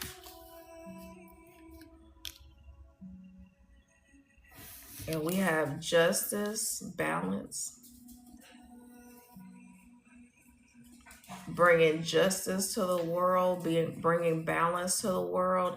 I was talking about earlier on the video that I posted that these divine unions are ordained to, like, they have balanced the masculine and feminine within, and then they come together as two people who have individually balanced, and then the two of them coming together in union brings even more balance to the world, because there is a breakdown in relationships of all kinds.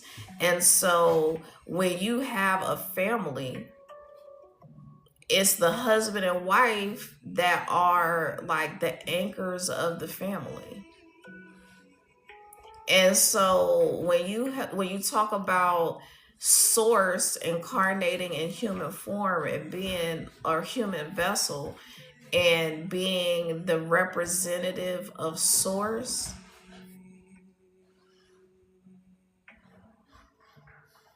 and so when you achieve enlightenment, when you have that Kundalini awakening, that is how you basically become your higher self. You integrate fully with Source. And that's why we have like the tree. We have the tree of life that represents the human vessel. You have the serpent that represents the Kundalini. You have the apple that represents the Taurus field that surrounds you, the energetic Taurus field.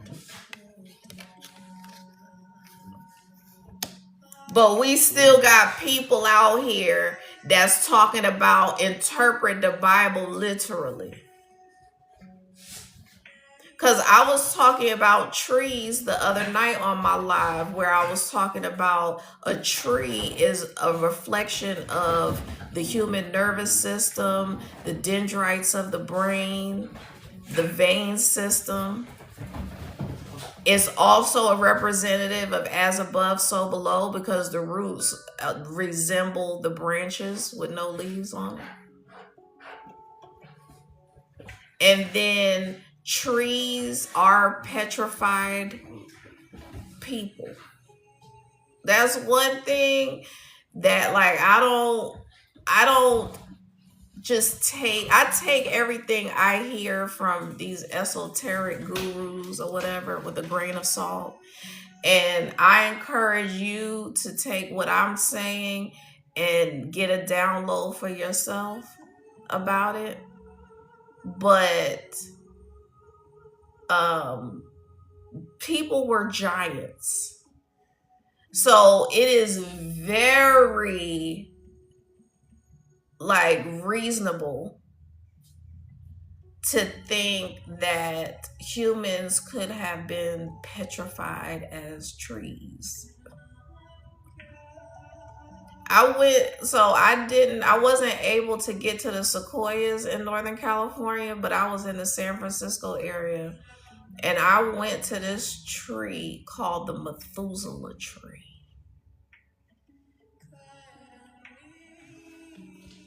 I'm gonna see if I can pull it up. And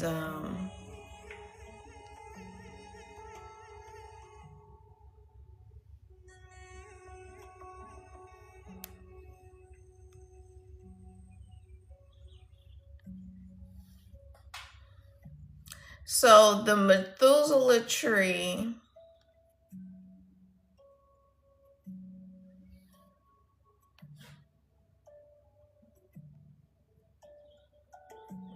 the Methuselah was once considered the oldest living non-clonal,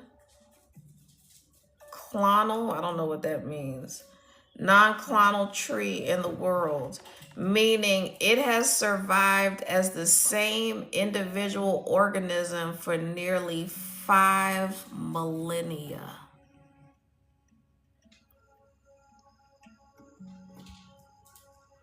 Although other slightly older, it says bristlecombs, have since been discovered, Methuselah remains one of the most iconic ancient trees on the planet.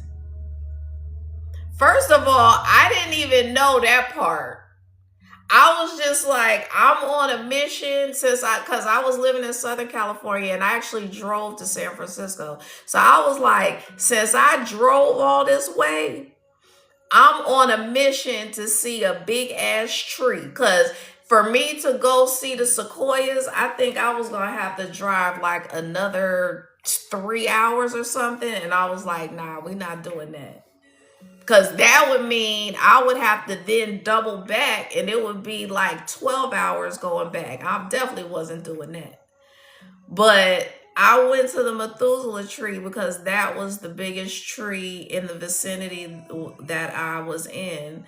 And I did not know that it is the most iconic, one of the most iconic ancient trees on the planet. 5 millennia. When I tell you that the base of the tree, and I wanted to ask somebody. There was nobody around though. That was really that was interesting to me, because like it was just me and my dog, and then another person walked up. But like I was expecting it to be like this big touristy situation, but there was nobody around. And then me and my dog walked across the street, and we walked down into this forest area. It was beautiful. And I didn't go too far because I was like, I ain't about to get lost up in this bitch. Plus, I was driving back home that day. But there was nobody around. You said, dang, I need to visit it now. I've never heard of it. Yes, you absolutely do. Let me see if I can pull up the picture I took. Cause in the base of the tree, there's like a big hole where you can go sit inside of the base of the tree. And I didn't even like, I was starting my spirituality journey, but I didn't really know what I was doing. And I sat in there and I was like, I'm gonna create a portal. And I was like, and then later on, like a spiritualist was telling me he was like, you can open and close portals. And I was like, excuse me? And I was like, because I do things on autopilot so much and I channel so much that like I'll just do what I'm considering some random shit and it really will have meant something. Like I literally will have no clue.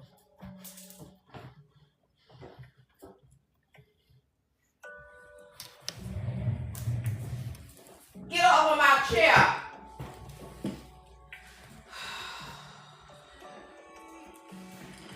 My dad gave me that chair when he got this very expensive massage chair that they got him with. They roped him in at Costco, and he was getting a new chair. That new chair, so we call it a rocket ship. And so he gave me his old chair, but like the oil from his hair messed up the back of the chair, and it's kind of like worn and whatever. And they were like, "Oh, it's vintage. It's all right." And I was just like, but because it's his chair, I took it. So I was like, oh, you know, he spent a lot of time in that chair. Oh, some shit vintage.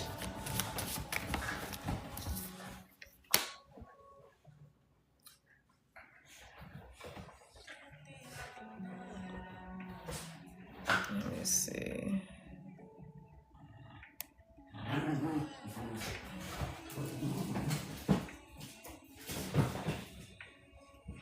Okay, so this is one picture.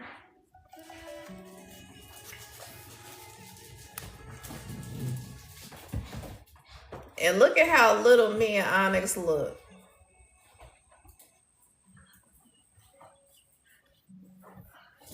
And that's like me trying to capture the tree from my cell phone where I had like propped my phone up. Because, like I said, nobody was around.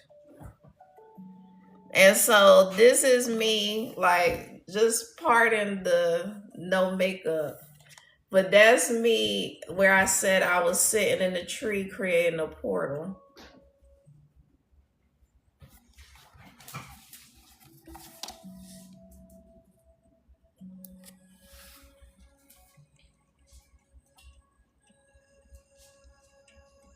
You said, is it still comfortable? What you mean? The heat in Arizona, you mean?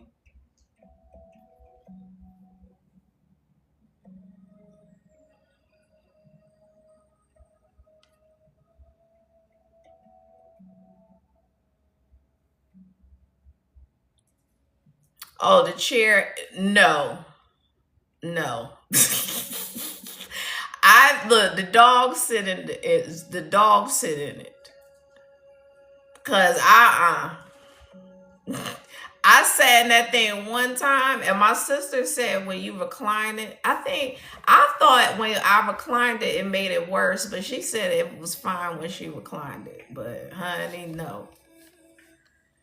Yes, the tree is huge. It has survived 5 millennia. Like that's just part of the base.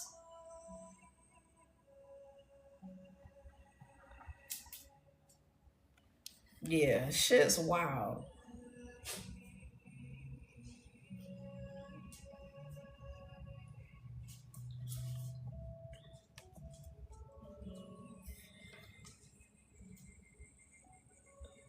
And these pictures don't even do it any justice.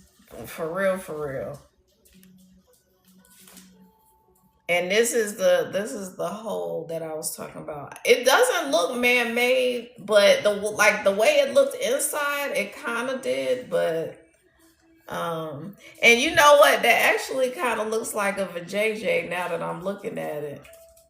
And honey, I don't even know what I was doing. I was just creating portals up in there. I was saying some shit. I was channeling stuff to say. And I don't know. Look, y'all.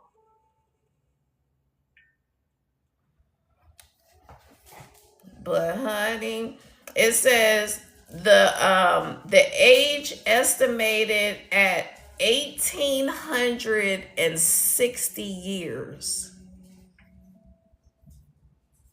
Yes, done crawl back in the womb. Yes. You said not creating portals in the literal V looking portal. Exactly. It said before, so apparently the top of the tree broke, but before the top broke, it was 225 feet tall. In 1954, it was 137 feet tall. The diameter at the base is 14 feet.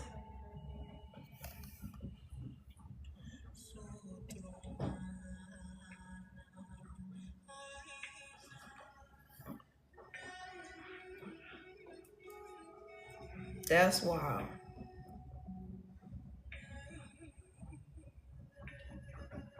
Stop. Stop. And this was on a log. You can always have compassion.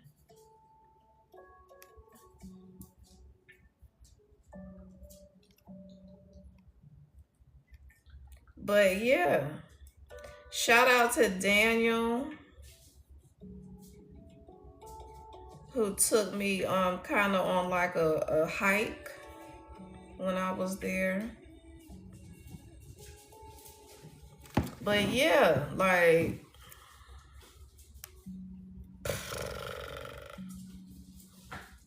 I just be falling into some shit. You said I bet someone used that hole for protection at some point. Yeah, maybe so. Cause I was a little freaked out because I just don't like really close enclosed spaces. Even though it was like a clear exit, I was like I didn't think about the tree possibly collapsing on me. Like that wasn't a thought, but it was more like it's too close in here and like some animal might crawl up my shirt in my back, like stuff like that was coming across my mind. And yeah, so I was like I was there, but I was also like trying to control intrusive thoughts. You said, do I know what kind of portal I created? No, I don't. I really don't.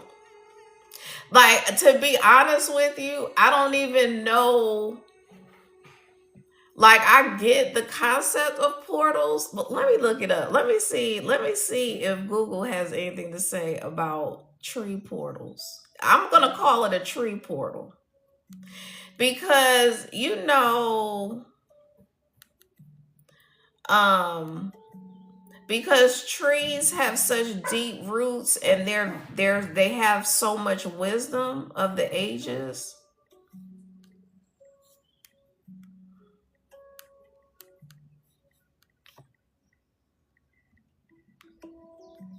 And it was really a beautiful experience because I don't know if y'all remember seeing how the sun was penetrating from the other side of the tree. So the pictures of me and the dog on the back side of the tree, I'm gonna call it, that was the opposite side of where the hole was. So when I went back to the other side and was sitting in the base of the tree, the sun was like coming down on me. It was just like there was so much synergy.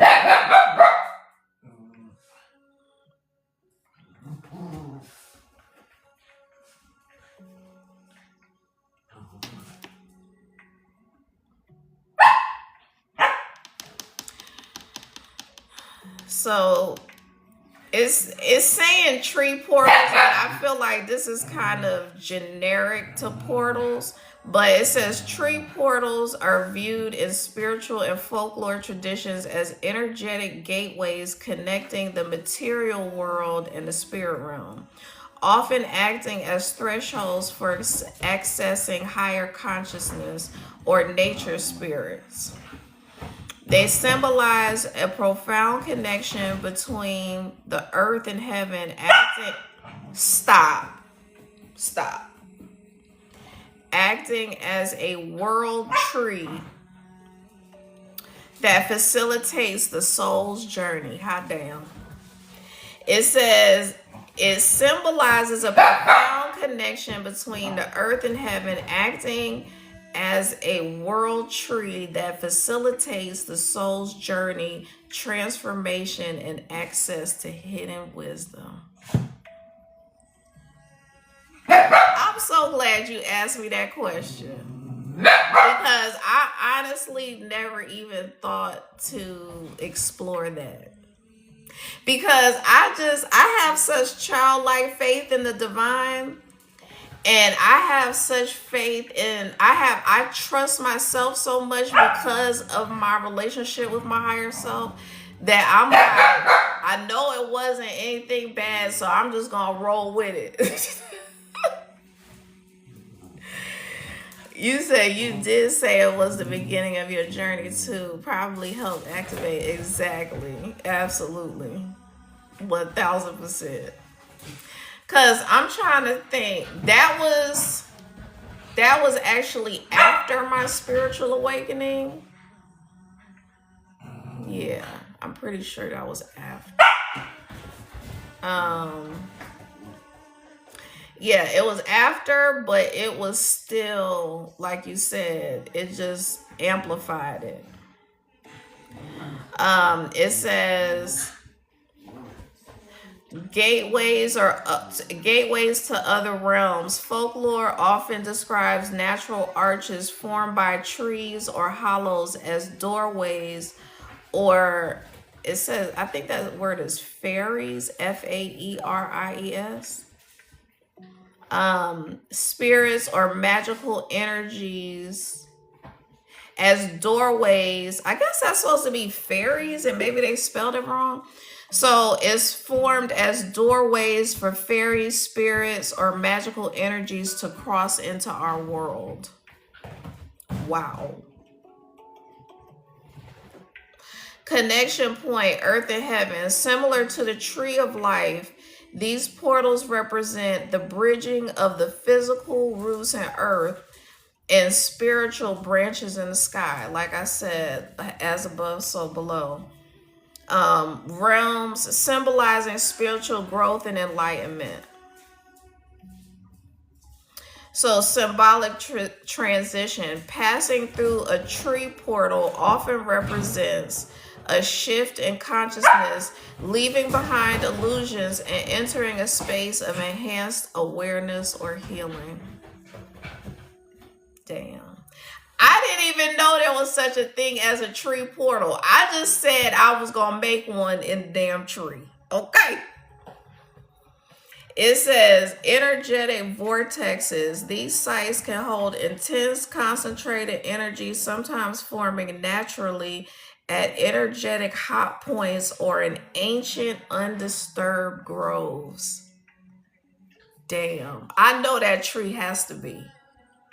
For them to call it the most iconic, one of the most iconic trees in the world, that bad boy has got to be sitting on some kind of energetic something. Vortex.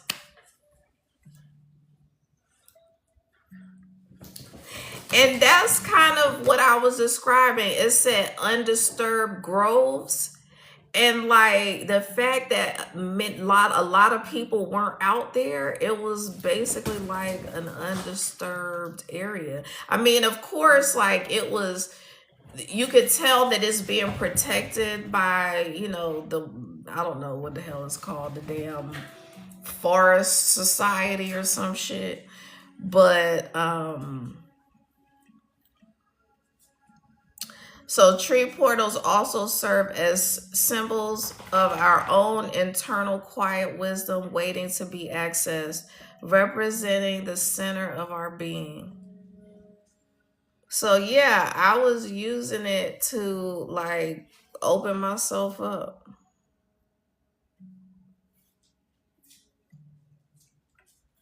Damn.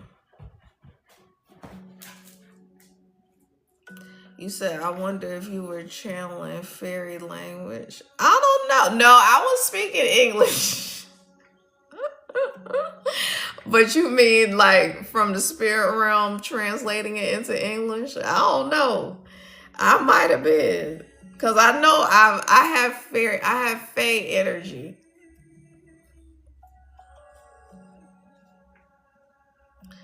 And it says, from a shamanic perspective, such locations are often used for connecting with nature, spirits, ancestors, or receiving spiritual guidance. The act of navigating a tree portal represents a personal psychological journey of navigating life's complexities. No, I wasn't channeling another language. I was just channeling like regular, like how I channels the collective messages. I was just talking, like um I don't even remember exactly what I was saying, but no, I wasn't. I was just channeling the divine. I wasn't like channeling another language, I don't think. If I said that though, I might have been channeling when I said that, so maybe I did. I don't even remember saying that, child. But yeah, that's wild.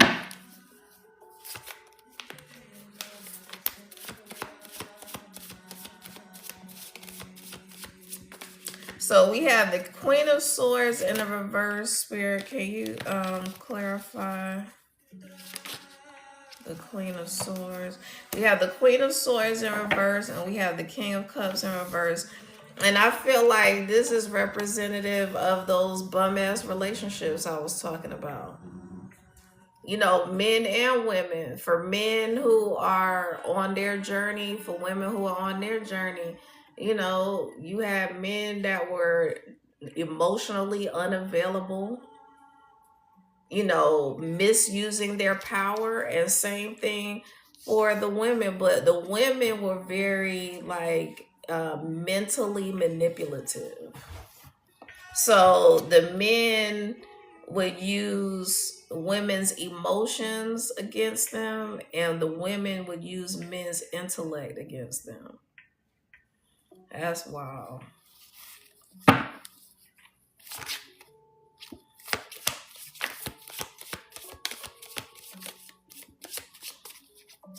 And that's why everybody can't go. Because this is straight up people, very powerful spiritual beings in leadership positions that don't even know who they are.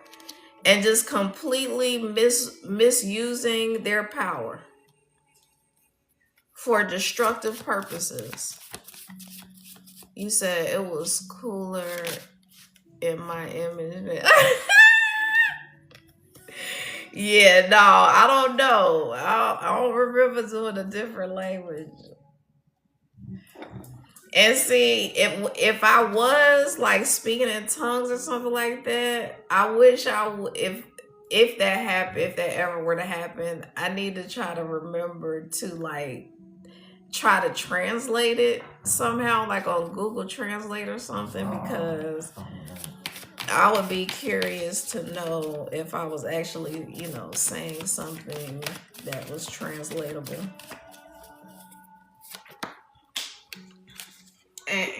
Give me that. Yeah, this is the twin flame journey, all the burdens that you had to endure, all of the obstacles that you had to overcome in order to master your energy.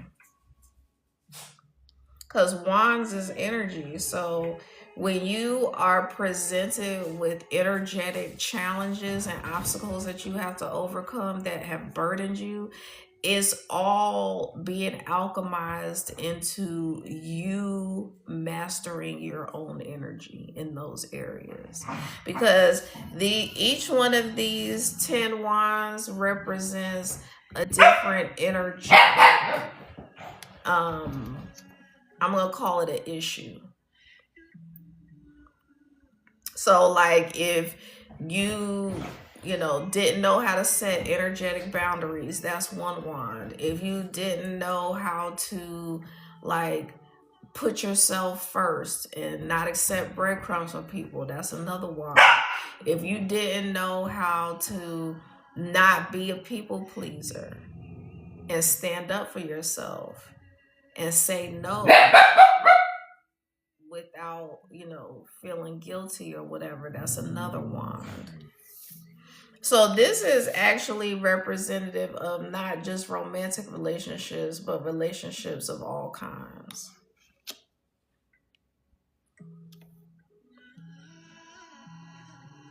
And this is also representative of relationships of all kinds, because for my collective, I know that it is a very lonely journey.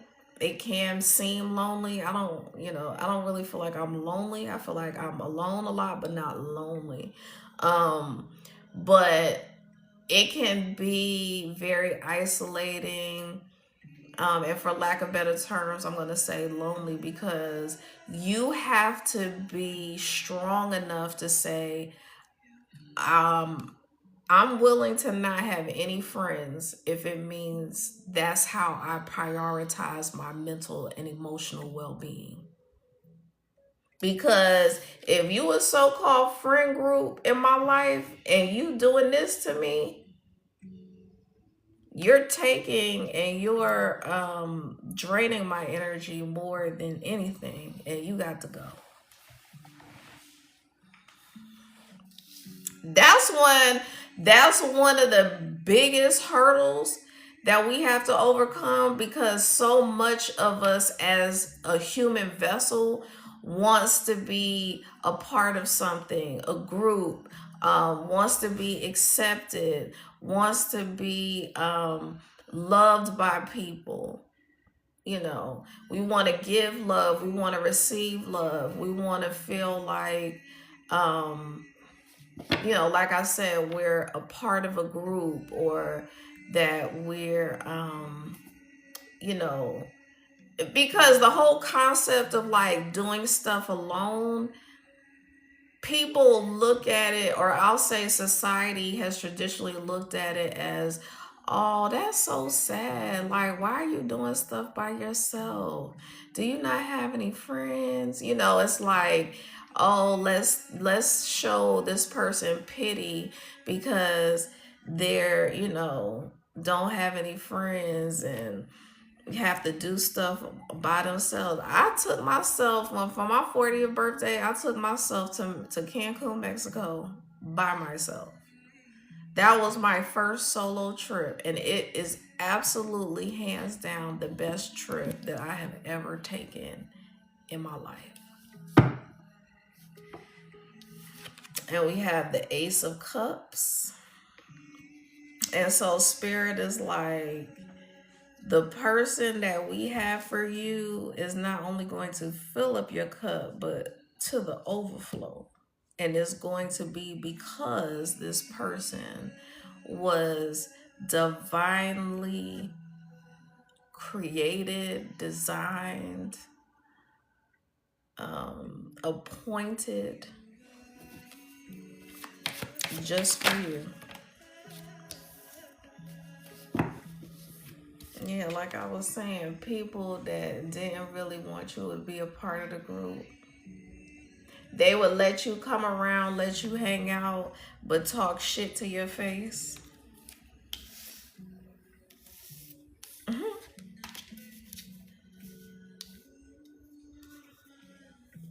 Make you feel like you a part of the group just so that they could be around you long enough to judge the hell out of you behind your back. Talk shit to your face and gossip and judge you behind your back. Yeah, because you were giving way too much of yourself, giving away your gifts, giving away your energy.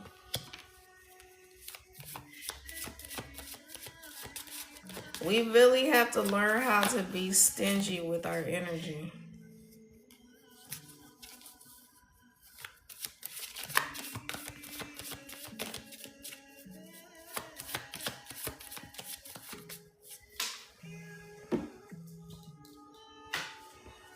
And like I said, the people that did you dirty are going to have to watch the divine bless you publicly. The amount of money that's coming into your life, it's not humanly possible for multiple generations to generate the amount of wealth and abundance that's coming to your life. Because when you do the work and you are the black sheep of the family and you do the healing work on yourself for the benefit of others, the divine is like, what up? We've been waiting for you. They're like, we've been waiting to just be able to pour out our blessings.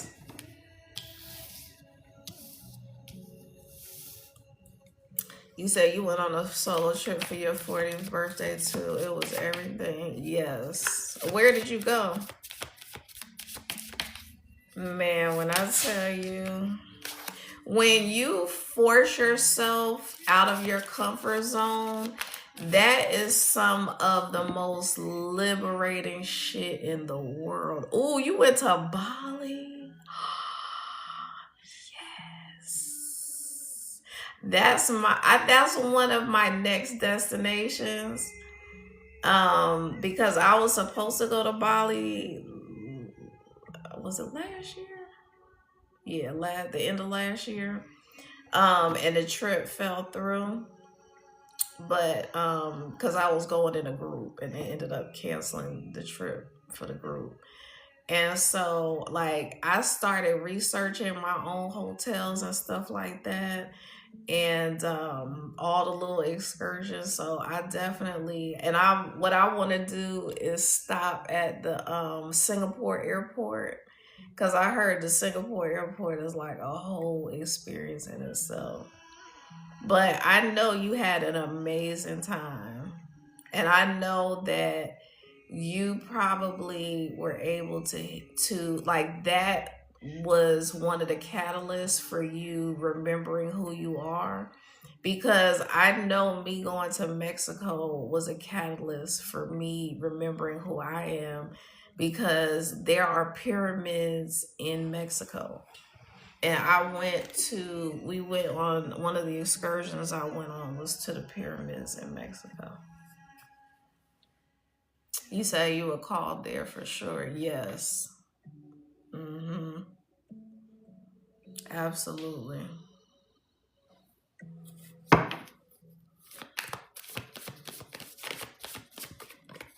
And like Cancun, Mexico was kind of a random location for me, because like typically I want to go somewhere like, I want to go to the Maldives and stuff like that. So I was like, I definitely like was guided there as well, because I was like, for me to choose Cancun, like that really wasn't, um, you know, that wasn't really like on my to-do list, my bucket list.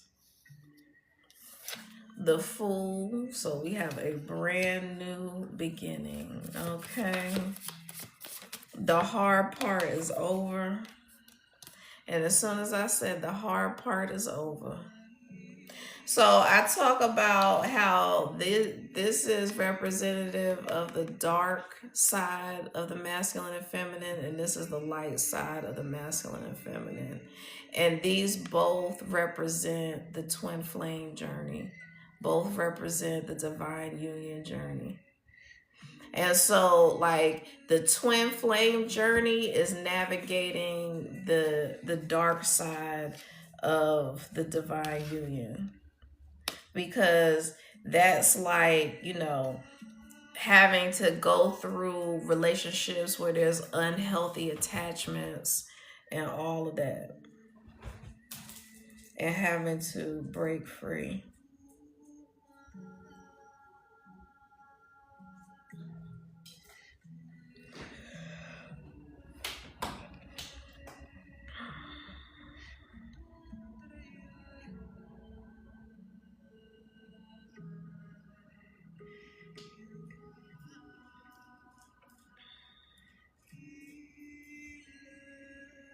And one thing about Odin had, was he the one with the eye? I think Odin had a star on his eye. But I just noticed the Baphomet has a star, the Star of David upside down, and then the horns are turned down, but it kind of reminds me of Taurus. Um,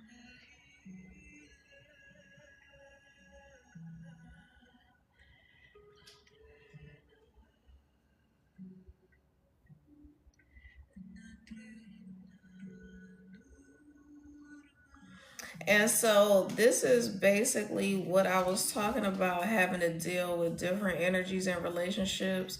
Like instead of love, temptation, and lust. Um, and I was talking about like these relationships that are very transactional. So like materialism and control. And then we have addiction and debt. So you may have had to go through different relationships with people who were dealing with these different aspects in order for you to cut it off and choose yourself first.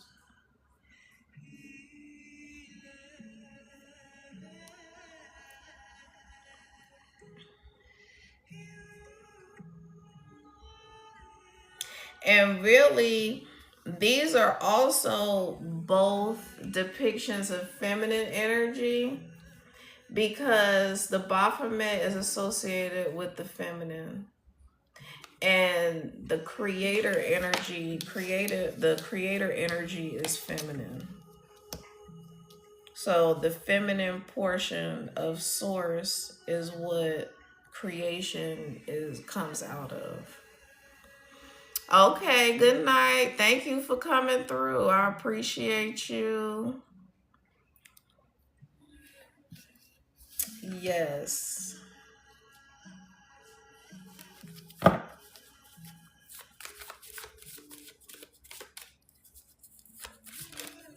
I think I'm about to get off of here my damn self, because sis is tired and hungry.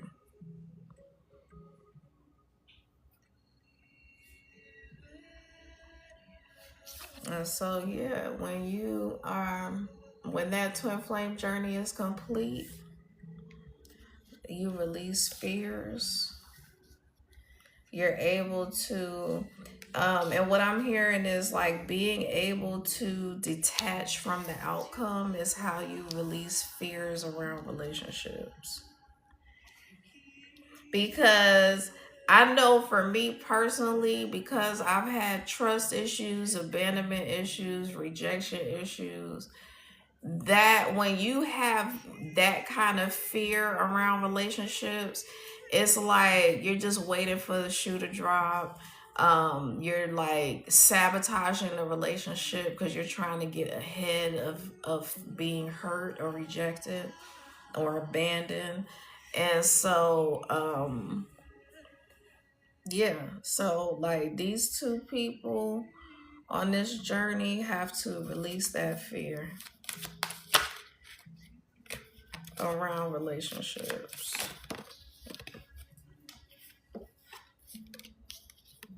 And we have the Magician and the Empress. That feminine energy has taken her power back. And like I said, when the feminine takes her power back, that is what sets the tables turning in motion.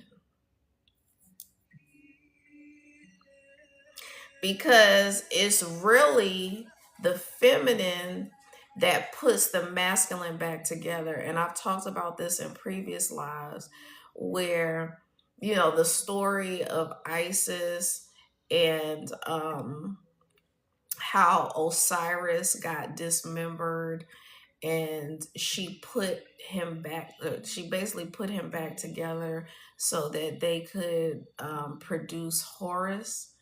And so that's where this, like, the concept of the story of the Virgin Mary birth came from.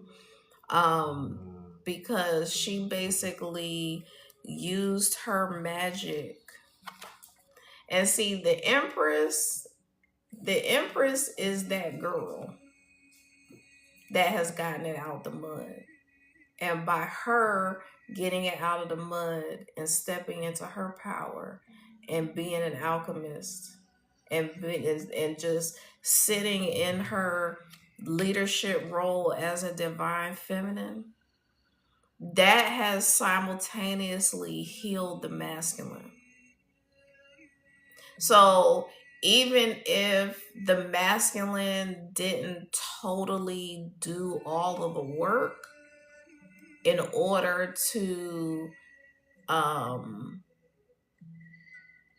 get to where she is, because I feel like the divine feminine is the one who got to the finish line first, but by virtue of her being connected to this divine masculine, like they have, even if you have never met this person, you all have been simultaneously healing each other. Like when each other, as you did the work individually, you were simultaneously healing each other.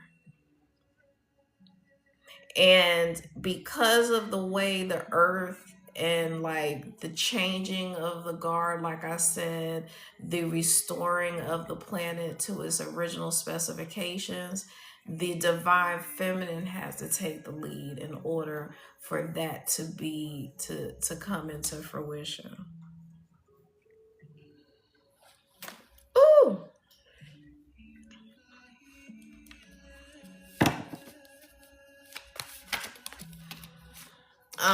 Rens, I normally block people who ask questions and it's not Free Question Friday, and there's no indication that I'm doing free questions, but for some reason the divine does not want me to do that to you. But it is a tad frustrating. Okay. And we have the Queen of Pentacles and we have the Five of Wands in reverse. So when I say that money is long and strong because of all the hard work that you have overcome, all the obstacles, all the ops.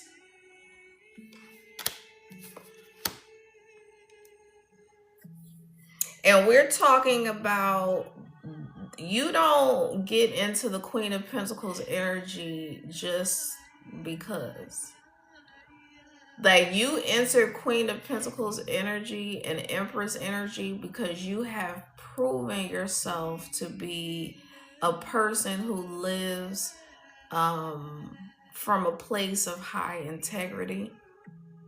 So, like, you're the type of person that does the right thing even when no one is watching. Even if it's as small as picking up some trash, even if it's as small as putting the grocery cart back in the appropriate place.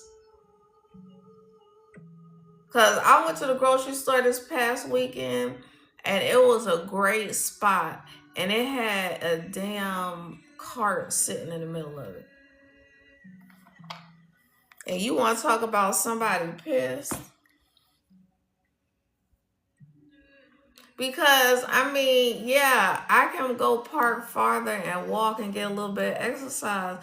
But why the fuck did you put the cart in the middle of a parking space on a Sunday when you know it's popping at the grocery store on Sunday? You gonna put the cart in a good spot. And I promise you, the cart corral was like 2 cars down. It's stuff like that that really bothers me. And like when people just eat their food and then throw the bag out the car.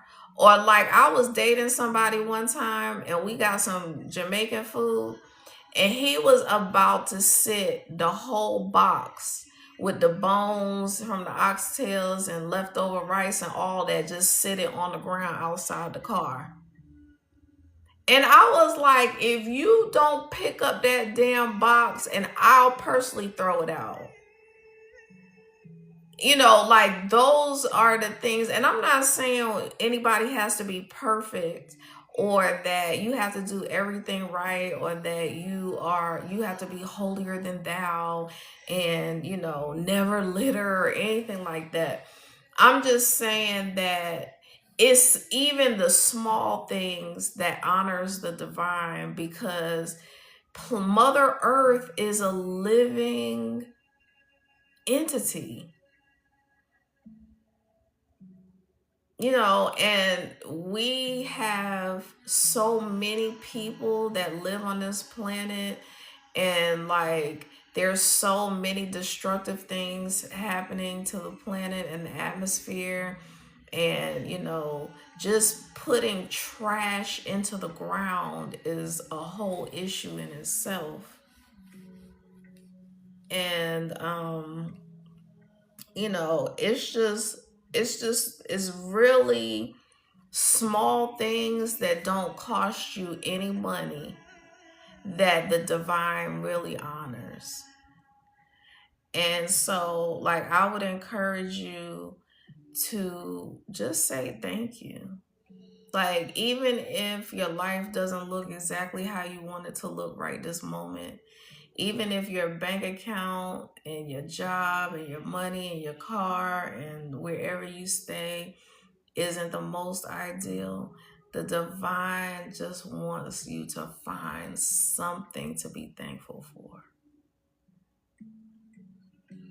I can always say thank you for my eyesight. Thank you for the use of my limbs. Thank you for me being able to speak and think and walk and exercise. Like, we really take stuff like that for granted. But I'm gonna check out of here for today. And I may come on tomorrow. We shall see. But I will most definitely be available on Friday for my free question Friday. And we gonna take it from there. But yeah, these divine unions are coming online. And I had a dream last night. It was so vivid. I felt like I was talking to my man. My man. And y'all, he looked like, I know there's nobody in here and I'm saying y'all. But anyway, I felt like he kind of looked like Kobe Bryant. And I don't know, we'll see. He was fine though. He was definitely fine, I must say. So I'm looking forward to it because I definitely need I need somebody new.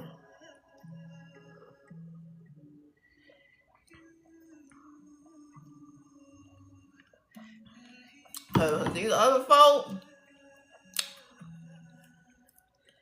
I don't know what they got going on. But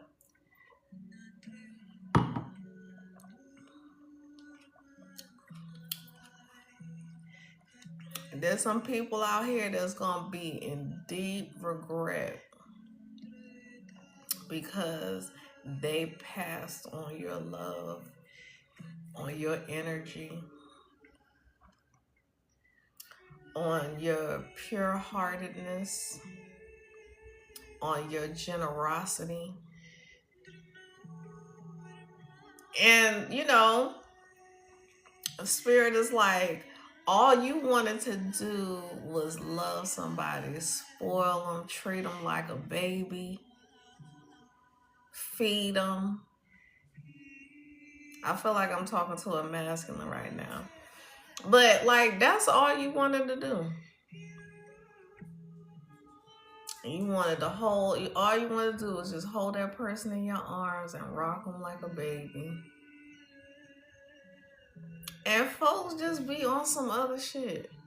Like, just so unappreciative of having someone that just genuinely wants to make their life soft.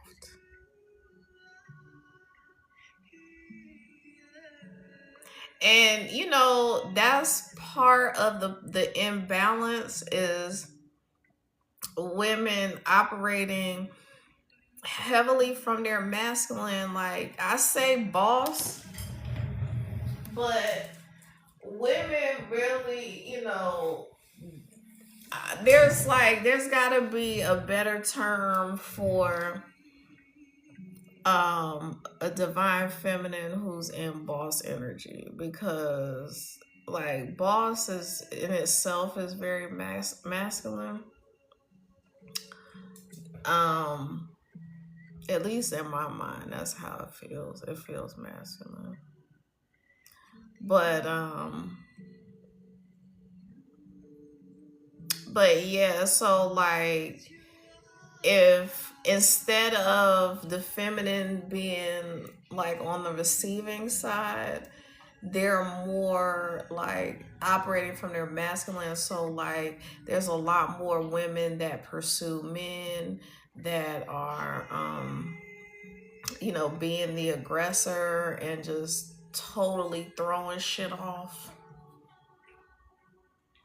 And you know, when a divine feminine or just a feminine energy starts getting into that mode, it's like then, you know, you're already in the energy of like trying to control the outcome. You're trying to control the person and how they move and dictate to them how they should move through life. But then you're also trying to control the outcome of the relationship, the outcome of business deals, the outcome of like just everything.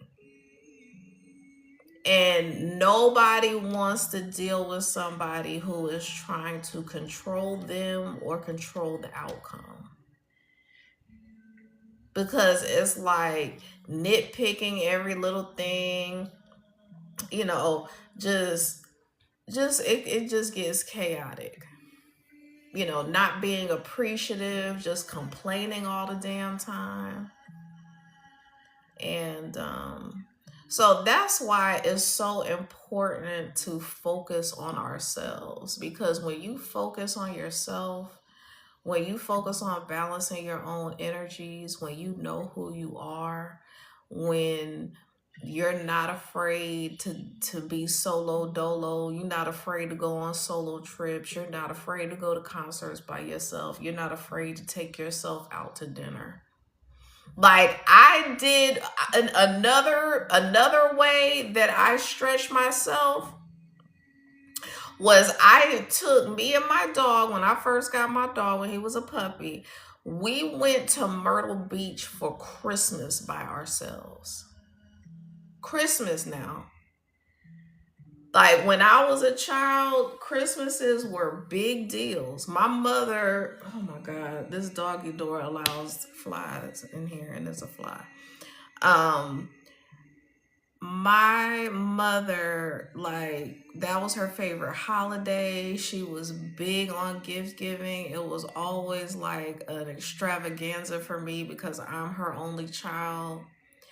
And so, like, there were times when, like, maybe I had to work or something, or like I had to go after Christmas, and I would sit there and cry on Christmas Day, like so sad, so depressed that I wasn't with anybody, and would be looking at social media, and it would just tear me up. So for me to go to Myrtle Beach by myself, just me and the dog, and I went out to eat by myself on Christmas Day.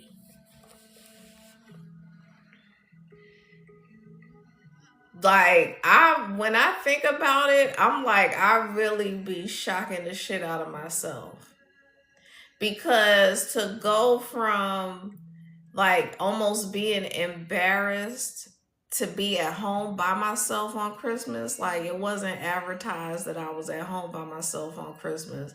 But to be so distraught that I was at home by myself, to actually go out in public at the risk of looking super fucking lonely on Christmas eating by myself, because I was in a major restaurant in Myrtle Beach. It was like a high end steakhouse type restaurant. And I was looking around the restaurant and it was packed. I had to make reservations, but it was packed. But I didn't see anybody that was by themselves. The smallest group was like a couple, like an elderly couple. And I was just like, I felt comfortable. I wasn't like looking around. I wasn't concerned of anybody talking about me. I ordered myself some wine. I had a steak. I had some, dessert. I enjoyed myself thoroughly. And I know the servers were probably like, that lady's by herself on Christmas, So that was another like major milestone for me. But when you have hit rock bottom, and now that at that time my awakening was starting, like the massive Kundalini awakening had started. And so I was like kind of freaked out. It is in addition to like being by myself, by the things that I was experiencing during my awakening, because it was like I was so open, I was getting so much information.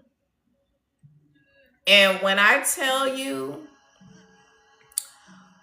my brain was operating like AI. So you know how like you could type in a search or whatever, and AI is going to pull from like wherever they can get information to create like a cohesive narrative or whatever that you're trying to research. I was pulling so much information from like different timelines, past, present, future, the Akashic records. I was pulling all this information from these different places and in time and space and energy, but it was all being strung together like a freaking movie, and it was like making sense, like all of the information was making perfect sense being put together. Like I can imagine that must be how Shonda Rhimes feels when she is putting together a damn TV script or movie, movie script or some shit, because it was like, and that's why it felt so real to me, because it was like basically literally like being completely open to the divine and like all information. So like being all seeing, all knowing type shit. Because when you have a Kundalini awakening and you integrate fully with your higher self, at that point you essentially tap into source directly. And so like if you can imagine, like I was talking about earlier, the intelligence of source is unfathomable. The intricacies of source and creation and the universe and the earth and all that shit is unfathomable. The depths of all of that in conjunction is like astronomical.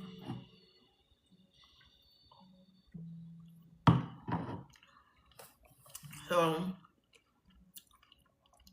your girl,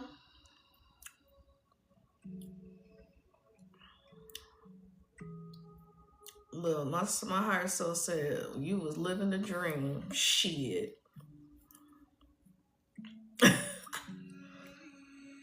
Now I could say I was living a dream, but not then.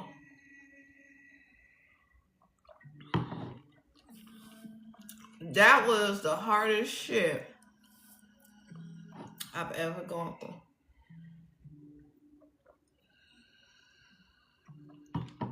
Well, I'm gonna say in this lifetime.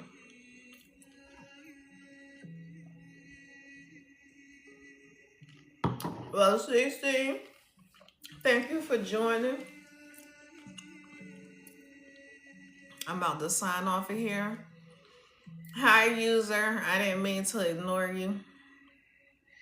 I was channeling like I normally do. But I will see y'all later. Y'all have a good evening. Thank you for the likes, the shares. We have 1.1K. So we have 11 and one person. So that's 111. Lovely. Good night.